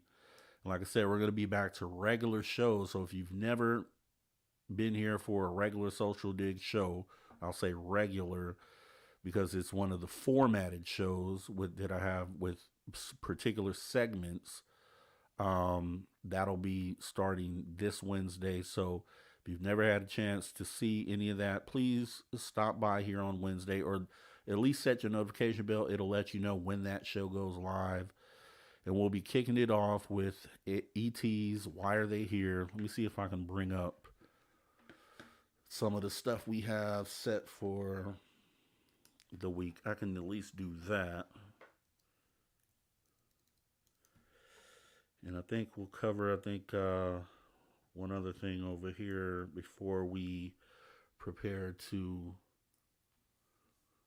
prepare to end it for the night. Let me get over here to okay. Social dig and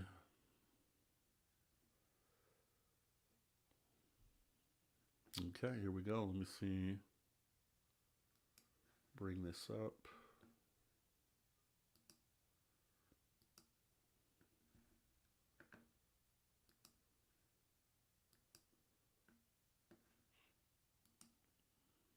Okay. So, you can't really appreciate it like this, but let me see. Let me do this. All right. So, as you can see, the show on the far right, maybe you can see with my arrow. So, this one here, this is the show we're in right now. Soldier Dig Late Night Calling Show.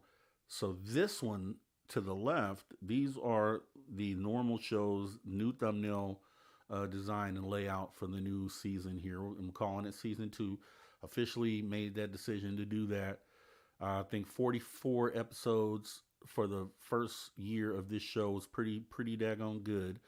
And we'll just call that season 1. And each season will end at December of every year. And so who knows what we're going to talk about this year. But the first show on Wednesday is set for Why Are They Here? Aliens and UFOs. Please share this video on your social media. If you come to my YouTube page, which you're on now, obviously, if you're in the live, then hit the share button on that one. And even the late night shows, share on those. And just share them on your social media. Let's try to get as many people aware of, the place that we have set up to come talk.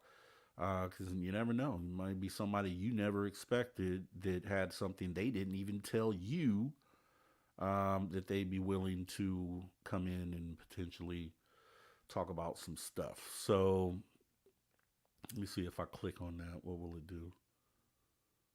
Okay, at least you can see the thumbnail a lot better. So let me go ahead and click on this.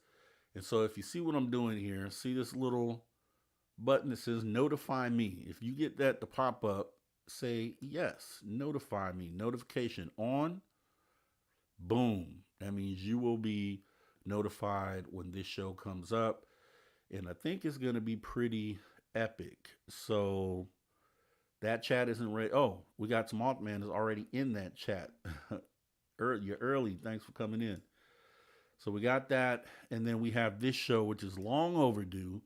I still have the data. I have everything that I need written down for this show. It's just about when I do my shows, I do it in a presentation format. So it's about putting that all together. But this is part 1, the Cult of Scientology. I have it set out for February. It'll happen before that. I just, didn't. I just wanted to set it out far enough where we can go ahead and make sure that it's going to happen. So the Cult of Scientology, as you can see, the guy on the right is L. Ron Hubbard, who is the founder of Scientology. In this first episode, we'll kind of talk about his beginning and kind of what led him to get this thing started, where it all derived from. And if you look to the left of L. Ron Hubbard is the short guy, is the current leader of Scientology named David Miscavige. So in episode 2, which is, let me go back, episode 3 really, is part 2 of the Scientology show. This will specifically be covering David Miscavige, his rise to power, the celebrity effect, because as you can see, hand in hand with this guy right here on the left-hand side, is none other than action star and Scientologist extraordinaire Tom Cruise. And they have a crazy friendship that we'll end up getting into. And there's just a list of other celebrities you wouldn't even believe that are connected to this. And we'll talk about some of the negative effects that it has and just the whole thing. But I just wanted to show you guys that. So we got the new thumbnail layout for the show for season 2. is going to be going down. And just wanted to make sure you guys kind of in the know on that. Make sure you go over and hit the like button, subscribe, hit the notification bell, and yeah, we can go ahead and do that here. All right, let me check more of the comments here.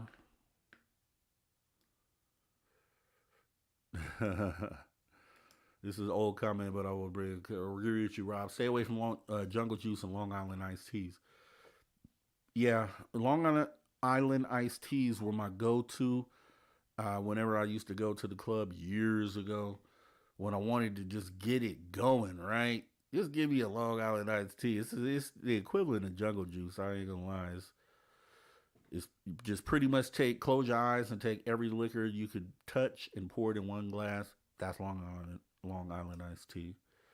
Light Walker says regression for me too this year, Rob. Yeah, you know, I think prior to my own sighting, I didn't see the need for regression, or the way I looked at regression was okay, I had an experience, but I don't recall it all, so let me regress so I can figure out the parts that I don't remember. Where the baseline is that you recall having some sort of experience, you just don't remember any of it. So I'm going into this regression because I had a UFO sighting. I don't think there was any other experience linked to that, but as you also know, as I've showed many times, the shadow person experience as well. So just having those experiences just makes me wonder if at some point before all this years ago, was there anything back then that may have happened that I just never thought about or didn't look at or can't remember because my mind is blocked off from that. So that's what my regression will be focused on, just trying to see what it is. Castle Dude says, thanks, Rob, for doing the social dig. We appreciate you, man. And I feel the love. And I do appreciate the comment, Castle Dude. And yeah, these will continue to go. We'll be doing these, so you don't have to worry about these going anywhere. I just want to make sure that we get back to the normal programming here, which usually there's even there's a message behind the conversation we have here, but in the normal formatted shows, there's a purpose behind every single episode, a specific purpose. So just want to make sure we got back to that. Let me see. Let's go back. Let's keep going. Okay, boom, boom, boom. Peru, Tom Cruise. We're going to be talking about this, Paramarv. Tom Cruise has cooled on Scientology a bit. I don't know, man. I don't know. We'll end up talking about this, but Scientology has catered to this guy so much, you would be blown away. Some of the things that they've done for him specifically are going to blow your mind, and some others too, because their way of spreading, I guess I could say this, is through people who can promote the idea of Scientology to others. And some of the most important people to Scientology to do that are people who are influencers or celebrities, right? Because if you get the world's top celebrity or the top influencer to co-sign on Scientology, then it makes people open their eyes to that. So the same way we're trying to get celebrities and influencers to, talk about UFOs and this thing that's happening now, is the same thing Scientology is doing with these influencers and celebrities. So they cater to this guy so much that I'd be surprised if he has cooled down a bit. So I'll be looking into that before the next show, Paramar, but I don't think so, man. It's too good for that guy over there. They idolize him, and yeah, we'll be talking about that. But let me see. Yeah, we'll be looking into all that. There's a list of celebrities. There's a target list that Scientology has that they specifically send people to go after certain celebrities to kind of bring them in. I think and it hasn't been successful all the time. So some of the people and names that you think are tied to Scientology were only tied to tied to them because they tried to invite them to certain things, or and that celebrity was spotted at a Scientology event but never went forward with it. And I think Jamie Foxx could be one of those. I know there's a few out there examples of celebrities that were courted by Scientology but never actually signed on. Um, this is funny, Castle Dude. 2024 is the year Derek Galloway will call in. That's pure comedy, Council Dude. That is pure comedy. I don't. Yeah. Then we gave up on that months and months ago. I don't think that'll ever happen. Um, yeah, and that's another thing, tomorrow, man. Scientology is huge in Hemet.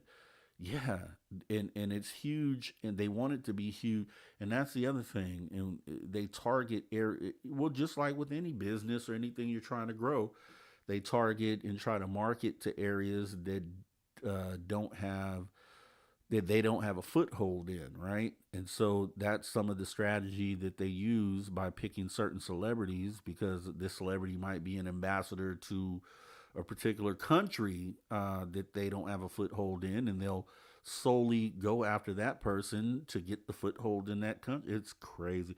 I mean, it's a business model actually, but the whole thing about Scientology is they are supposed to be tax exempt because they are supposed to be recognized as a church and as a religion. But what you'll end up finding out, we'll talk about, is they don't operate like a nonprofit, and there are people who really talk about this, who used to be in Scientology and have great thankfully found a way out, that are speaking against Scientology, and we'll jump down that rabbit hole soon. Yeah, they only have a fake church.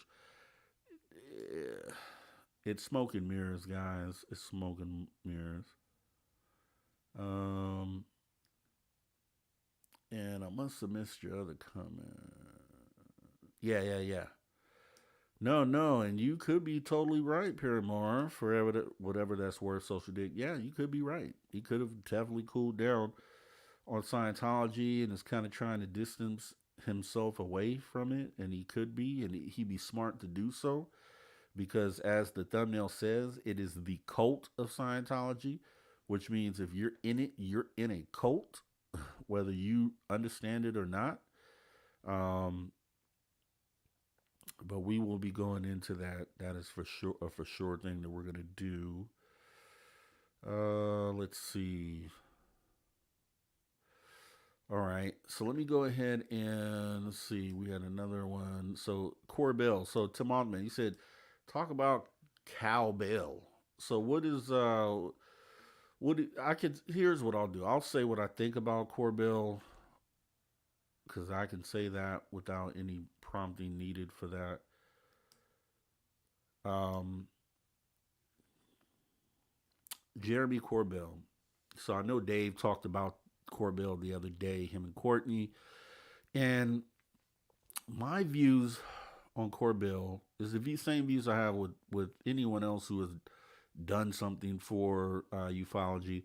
Is I appreciate like the video drops, right? I appreciate that. I appreciate um, the fact that he traveled to the hearing, even though you could look at that as potentially for a selfish reason, and why he positioned himself right behind David Grush for the camera opportunity. I mean, you can look at those things and kind of takes away from it, but at the heart of it, you still have somebody who has mobilized and is doing things on behalf of humanity, while a lot of other people just kind of sit back on their couch and kind of wait for these things to happen. And some people get mad at Corbell because they feel like he's holding on to videos that he hasn't released. And but it's like, you hear him saying a lot of interviews, and I think he said this specifically because he was irritated by some of the views that some people have about him. He says,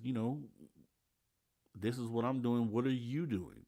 And I think that's a valid question, because I think that people should look inward and try to figure out like what could I do, and maybe what you could do is just show up and have conversations about the topic that kind of furthers other agendas and kind of in a trickle down effect. So technically you are doing something, and maybe that's the thing that you can do, and that's totally fine as long as we're doing something to move the needle. I think is really what it is. And obviously Corbell doesn't know about the small things that a lot of us do to, because we're not on the main stage, and the things we do aren't cataloged and shown for the world to see. But I think when you look at it, I can appreciate anyone that has done something on behalf of ufology, even though there's other things they might do that I don't like or agree with.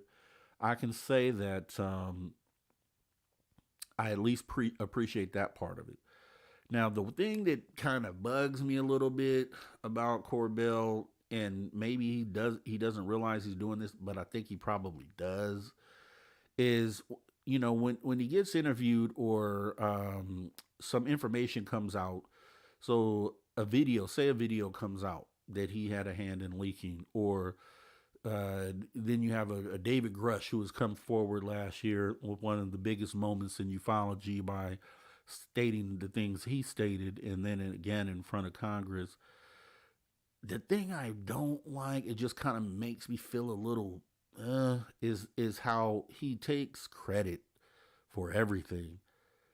Any interview, and you'll probably notice, if you haven't noticed this, you'll probably notice this more going forward when the next interview you see him on. He always makes it a point to say, I released this video, or me and my partner George Knapp had, we were the ones. Thank us for releasing this video. He always makes a point to do that. Oh, we were talking to David Grush. We discovered David Grush. Okay.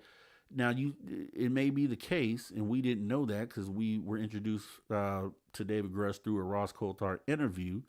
But it ends up, yeah, okay, they have a video of David Grush just coming up to them randomly at some event that they had done a year or two back. So it's true, but I don't, it just rubs me the wrong way that you want to always take the credit for it. Like sometimes it's the tasteful thing to do is sit back and knowing on the inside you did have a part in that, but not saying anything. That's the more classy thing to do, instead of saying, "Oh, I was the one behind that." And it rubs me the wrong way every time he has an interview. He always makes it a point to point out that he specifically had a hand in releasing this video. Well, I think we understand that. It says Jeremy Corbell watermarked on the videos. I think we get that, but I think that's where the grifter part comes in, and that's why I think people look at him as a grifter, because it's always me, me, me. Look at what I did. Look at what I had a hand in. Look at what I accomplished. Look at me, me, me, me. When the outlook on this whole subject and topic and where we need to go is a us thing. I can do 1,000 shows with Spaced Out Radio, 1,000 Social Dig episodes. It's not about me. It is about the message. It is about where we're going. It is about how do we get there. It's about figuring that out. So it's a group thinking sort of thing. Even if I, had a video that I released, or I was privy to some information, there wouldn't be any way I'd be on camera in every interview saying, I had a hand in doing this. It was me and my partner or my mentor in journalism, George Knapp, which I like. Again, let me not sound like I'm hating on these guys or saying anything bad about them, because I know they both had a big hand in getting a lot of this conversation going and into areas that it may not have been otherwise. I will always congratulate, a person that does that work. But I'm just talking about the things that annoy me. And maybe, like I said, again, sometimes maybe Jeremy hasn't really realized that he does that. He's like, yeah, I kind of do always say that. Let me stop doing that at this point, or let me say that less. Would you just be, what do you call that? A self-reflection moment where you can look at something, or constructive criticism about yourself, look at it and say, yeah, okay, I agree with that. Let me go ahead and change that. You should always be open to constructive criticism, especially when you're a public figure. So, and I give this, I say this here. Um, Let me go back a little bit here.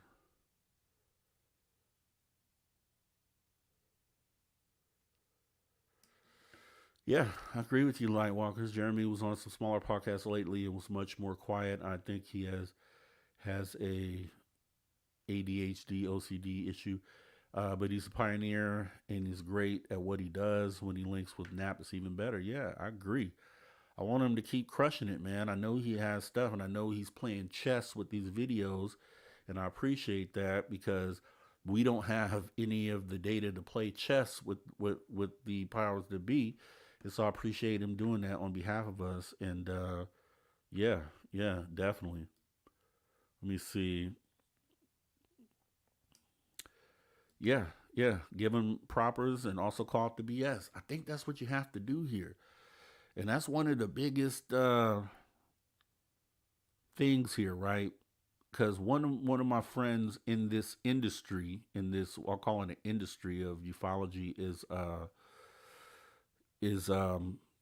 someone who's on the other side of this. Lou Jimenez, right? I've interviewed him before. I always give him props, and when I do talk to him, and he's total as everyone knows, he's totally on the other side of the conversation. But I give him props and I support what he does. I support the angle that he takes, even though it go like for instance, I know what I saw, but he'll want to say maybe it was something else. Okay, I'm open to that. If you can show me that that was the case, I'd be open to that.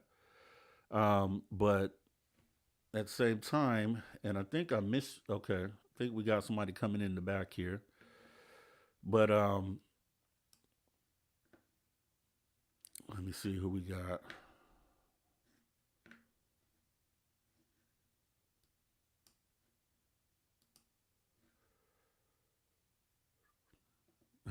Yeah, I agree with you. White Walker says even Joe Rogan calls Jeremy out, tells him to be quiet, and yeah, and then Lex Diaz says, "Oh no, not Lou Jimenez." Yeah, and I give Lou the props, and I'll get with the guests we have in the back. I'll bring you in just 1 second here. Just finish the statement about Lou. Yeah, Lou is I talk to him on just a personal level. So a lot of people, you just see what you see on the broadcast and you make your determination. Now, I've talked to him behind the scenes. We've had just normal conversation. If you go back and watch the video we did, which is almost a year ago, we had a pretty heated going back and forth because I know what I know, and he stands on the other side and kind of deflects on everyone, and I called him out for that. So, but it was a constructive conversation, right? And I'm all about. I know there are grifters in this field for sure, and I don't have a problem when they get called out because they don't help the message. They don't help us getting to the end goal. They don't even care about that. The grifters in this field don't care about what happens after disclosure. Where do we go? That's not anything that's on their mind, right? So when those people get called out, I applaud that. I applaud that. So that's where skeptics come in handy, and like even like a Mick West, people don't like because of his views on things. Yeah, he debunks or tries to debunk everything that comes out, but we should be having that conversation. We shouldn't just accept something as it being true without vetting it. So if it takes, someone to say, no, it's not this, it's that, and then okay. So that means if he says it's birds, then we need to look at that and try to show why it isn't birds or what led him, you know what I mean? And it's a constructive back and forth conversation that has to be, we need skeptics in this discovery process and they need us because, we need that view. And that's that yin and yang. And that's where I feel like his part in this is important. And I tell him to keep up his perspective on, keep the perspective that he has and to continue doing what he does. Those are the words that I give to Lou, and he appreciates that. He understands that. He knows what side I'm on this. He knows that the I had a sighting that I know for sure wasn't what it was, and he allows me to have my opinion, and I allow him to think what he's going to think, and we kind of just agree to disagree. Yeah, you watch him till he flipped, and I'll tell you what, like now he does the Lou reviews, which used to be, well, he did Lou reviews and then Church of Scientology, and I think that Church of Scientology may have been a spinoff of the show we did, because the show we episode we did I called the State of Ufology, and then he came out with Church of Ufology right after that. So I think maybe that inspired the conversation we had, inspired that to happen, which is awesome.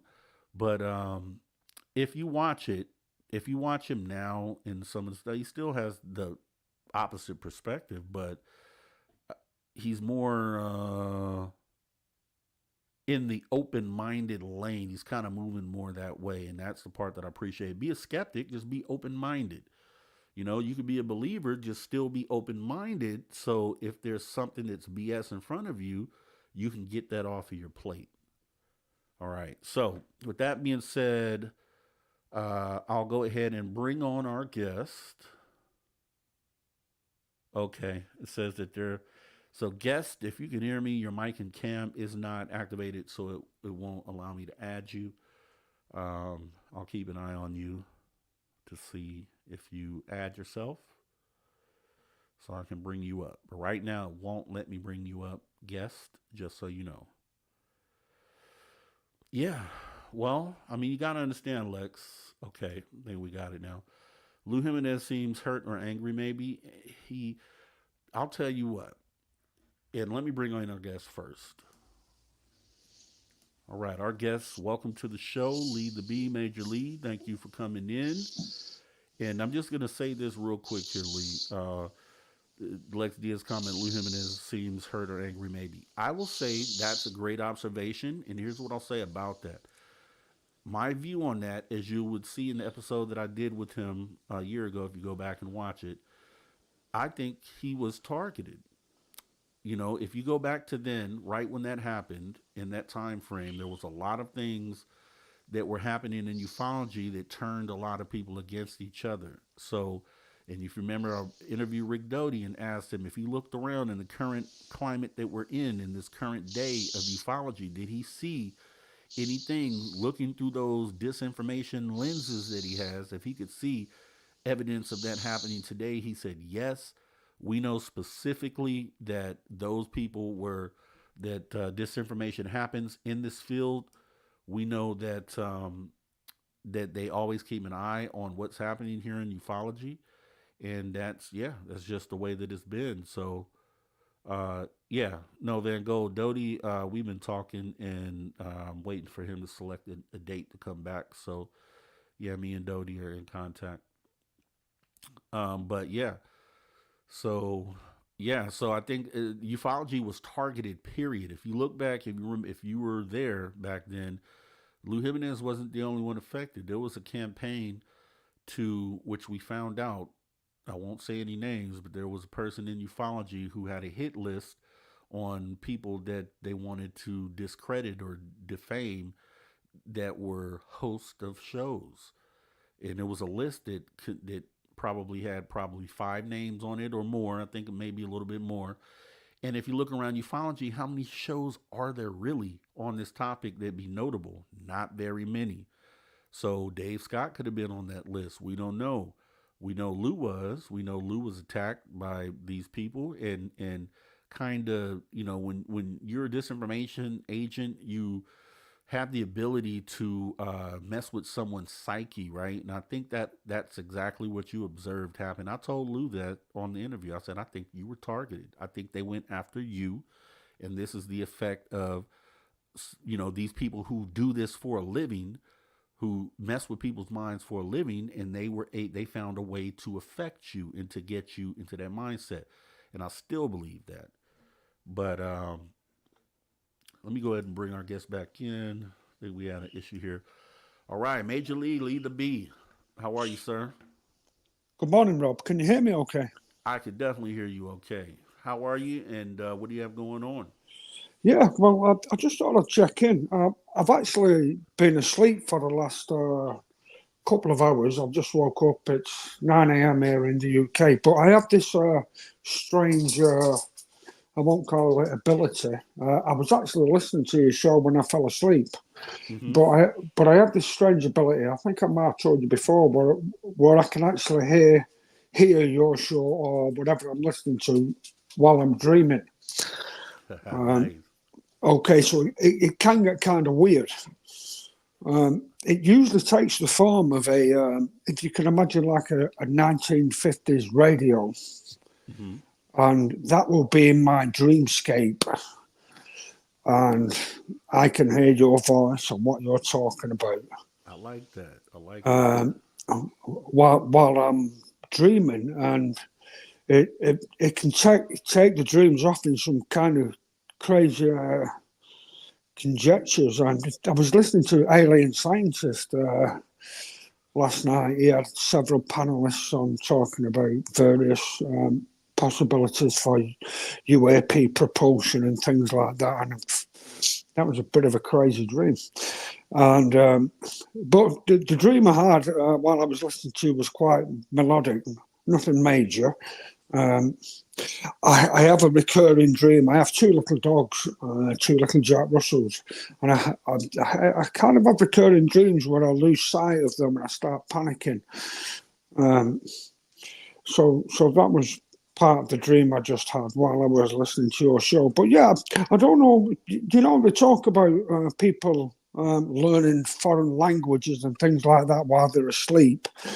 You Right. know, they play these audio tapes. Well, I'm going back a while now. They used to play the audio tapes and learn languages while they were asleep. That used to be a thing back in the 80s, where That um, sounds like it should work. This was, yeah, I could see that working. yeah, but well, yeah, I mean, because I was clearly listening to your show while I was asleep 2 hours ago. I remember being awake when the show started. I dropped in just after the after hours show, and I drifted off to sleep. But I could hear your mellow tones while I was asleep this morning around 7 a.m. But yeah, no, just jumping in. You mentioned the demon thing with the UFOs. Yes. There's always been a bit of a hot spot. I did a bit of Google searching. There are actually some good demons. Not all demons are bad. Um, maybe the demonic force behind these UFOs are good demons. Okay. Let's talk about it. Good demons. Yeah. I forget the pronunciation of it. I think if you Google good demons, I think it's EUA, then the word demons after that. Let Um, me look it up. and, That'd be and, awesome if they're good demons, man. I and, would love that. and they bring protection and guidance. I'm just cooking some sausage if you hear anything in the background. Let me see. Demons. Let me Good see. good demons. I think it's EAU, then the word demons after that. Yeah. Let me see.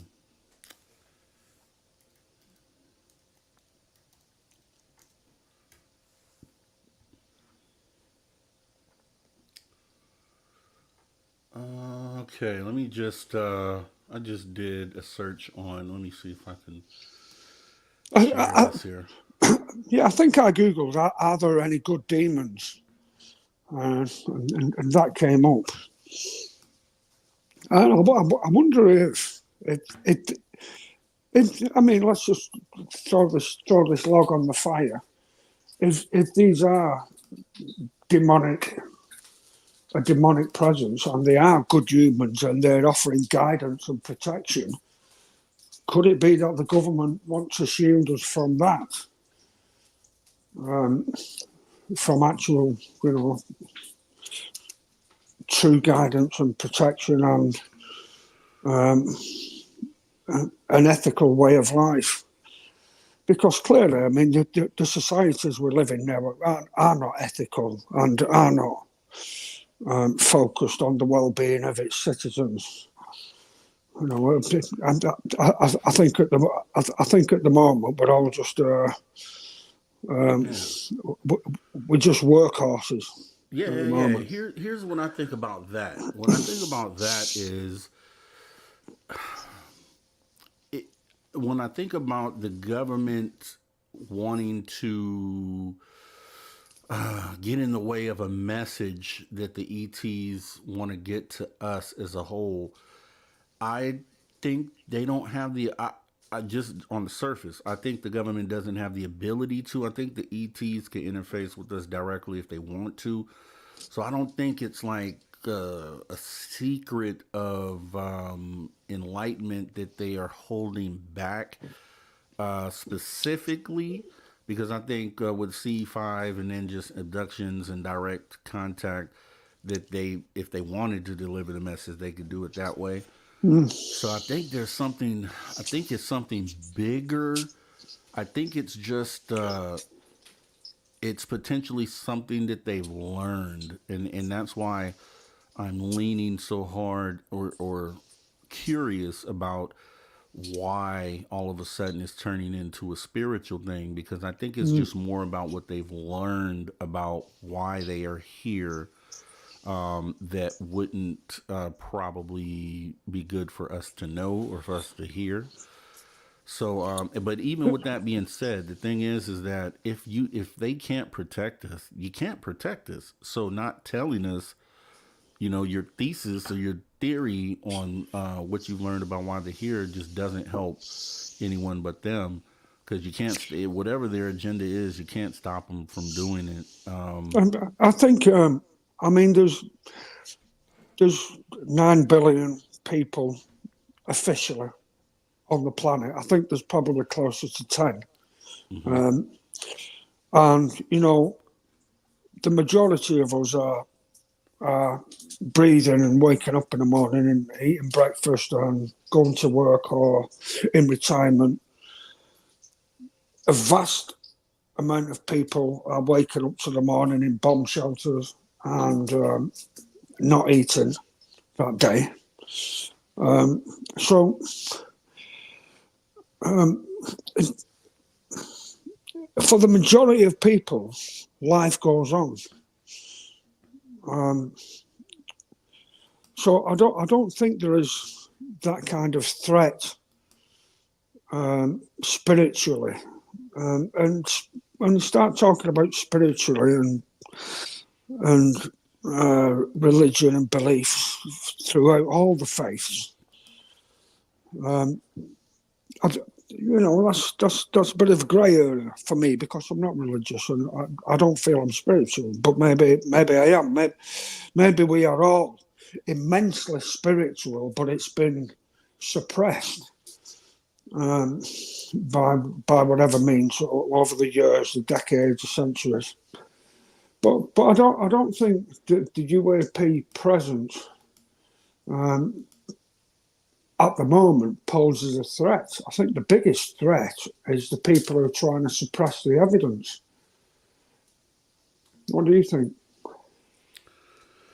Yeah, yeah. I'm looking at this here. I just brought up a document real quick about the question you asked about the demons and good demons, things of that nature.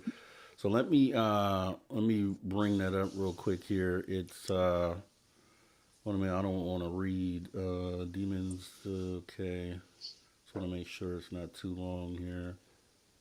All right, let me just read this first part of it, and then we'll kind of go into it. But um, okay, so okay, these names, let me see.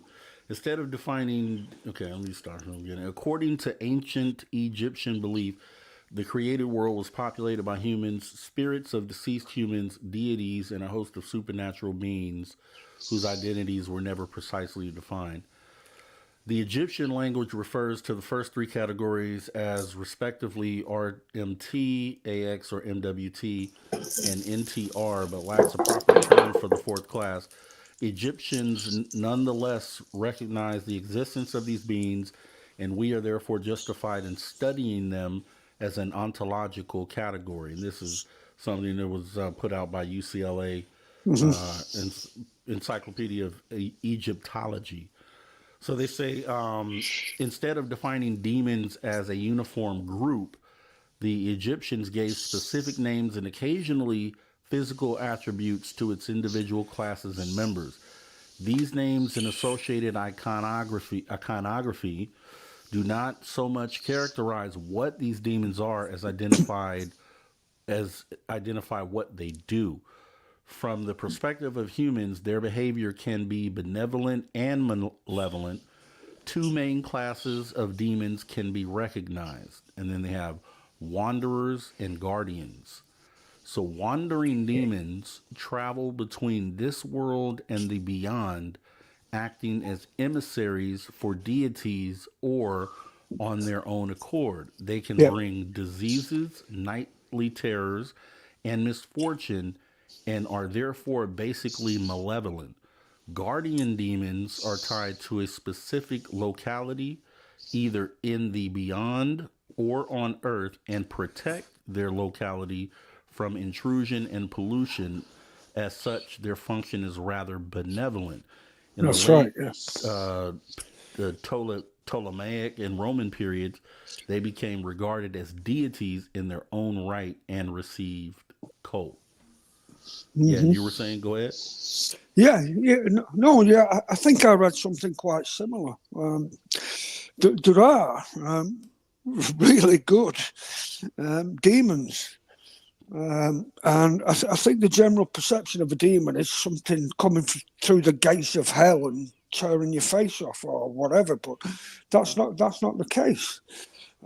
There's an equal number of good demonic forces. Yeah. And I was unaware of that. Yeah.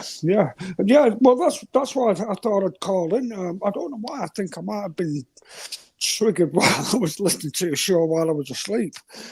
But I thought, yeah, I'll just check in with you and just put that hypothesis forward with certain members of the three-letter agencies suggesting that UFOs are demonic in origin. May not necessarily mean that they're bad. It may mean that they're good, and in this society, being good seems to go against the grain of the governmental control of people. Because if you kind of know where I'm going with that, Rob. Yeah. I like that, Lee. I like that. I really appreciate that. That adds more perspective to, yeah, exactly what you just said, and I'm glad you brought that up. That actually added to the thought process on trying to figure this out. Because yeah, I had no idea that. I mean, obviously, just the normal thought process says demons are bad, angels are good. So the opposite, the demons are angels, but no. Within the demon category itself, there are good and bad demons. That is explosive right there. Yeah, And that goes in it, the thought, just thinking now more about, yeah, just like you said, maybe they're talking about good demons potentially. Okay, I like that. I think, and just to wrap this up in the next few minutes, if these UFOs or UAPs or these abduction cases or experience or cases are connected to good demonic forces, whatever that agenda might be. But again, just reflecting on, I don't think our government and the governments all around the world, I'm in the UK at the moment, but all around the world, in all the chaos that's happening, I don't think our government has our goodwill at the top of their to-do list. No. I think, they're mainly focused on living luxury lifestyles themselves, those that are in power in the government and, Yes. and the 1%. And I think maybe they may be trying to suppress this UAP, UFO abduction experience and knowledge because it will expose them for what they are.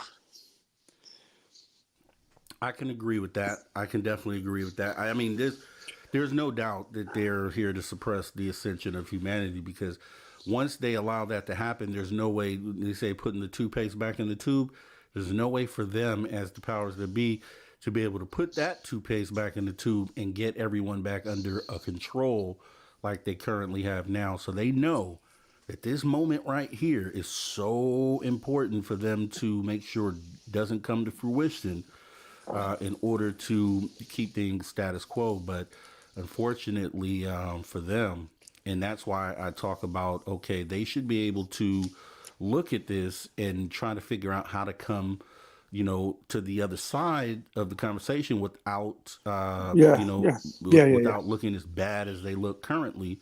And Mm-hmm. it's a play that they'll make or they won't make, and it'll be up to them to decide how they look at the end of this. Yeah, no, I agree, Rob. Anyway, bro, I'm going to finish cooking my breakfast. All I right. just wanted to check in with that, and Yeah.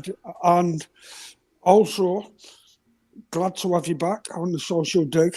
Thank you. Thank you. Uh, it's my go-to show at the weekends. There's nothing happening at the weekends, and I really enjoy all your perspectives, and I love what you're doing over on SOR. Appreciate it. Some wonderful guests, a great family over there at SOR. So I'm going to sign off now, Rob, and you have a good weekend. And I will. I'll, Thank you. Thank you. You too. I'm actually on holiday now for 3 days, so I'm relaxing, chilling out. Yeah. Kick back. Exactly. Well, I hope to see you tomorrow. We'll have Susie Hansen from New Zealand on the show tomorrow. So I'll be seeing you Fantastic. tomorrow. Fantastic. Take care, bro. All right, Lee. You too. Take care. All right. I love that, man. Lee came in and dropped some jewels for us, some gems added to the conversation, and it's very important. And probably I'll do a show about that. I mean, like I said, the general knowledge that we have is just normal citizens is that from the understanding that demons are just the bad things, they're all bad, period. And then the opposite of demons would be angels, angels and demons, demons and angels. But to look at this as some demons are good, some demons are bad, I like that. And they'll probably end up being a show topic. I might make that episode 4 because I think it that resonated with me so much that it's obviously something that other people should know if they don't know it. And because when you're trying to look at this 10,000-foot view and trying to put the pieces together, I think that's a pretty important piece of the puzzle, especially if we find in 2024 that this conversation is going to be based around spirituality and what how these things tie into that. So, with that being said, I think that was actually a perfect way to end the show. So, we're going to go ahead and, I mean, it's 2 hours, 30 minutes. Normally, we go 3. So, I think we did pretty good first show back. But we got to get ready for tomorrow and make sure that the after hours is exactly how it should be. So, I definitely want to get ready to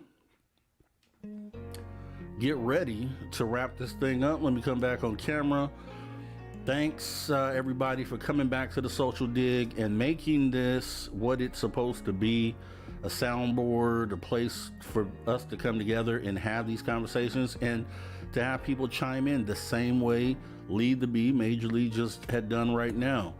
It's all valuable information. We all have a piece of the puzzle. We all have ways that we can make this, an easier process by all coming together with the information that we have. So with that being said, I got to talk about the reason why we do this. I know Maggie and Tin is not here, but she knows how we get down here at the Social Dig, and we do this for the positive progression of humanity.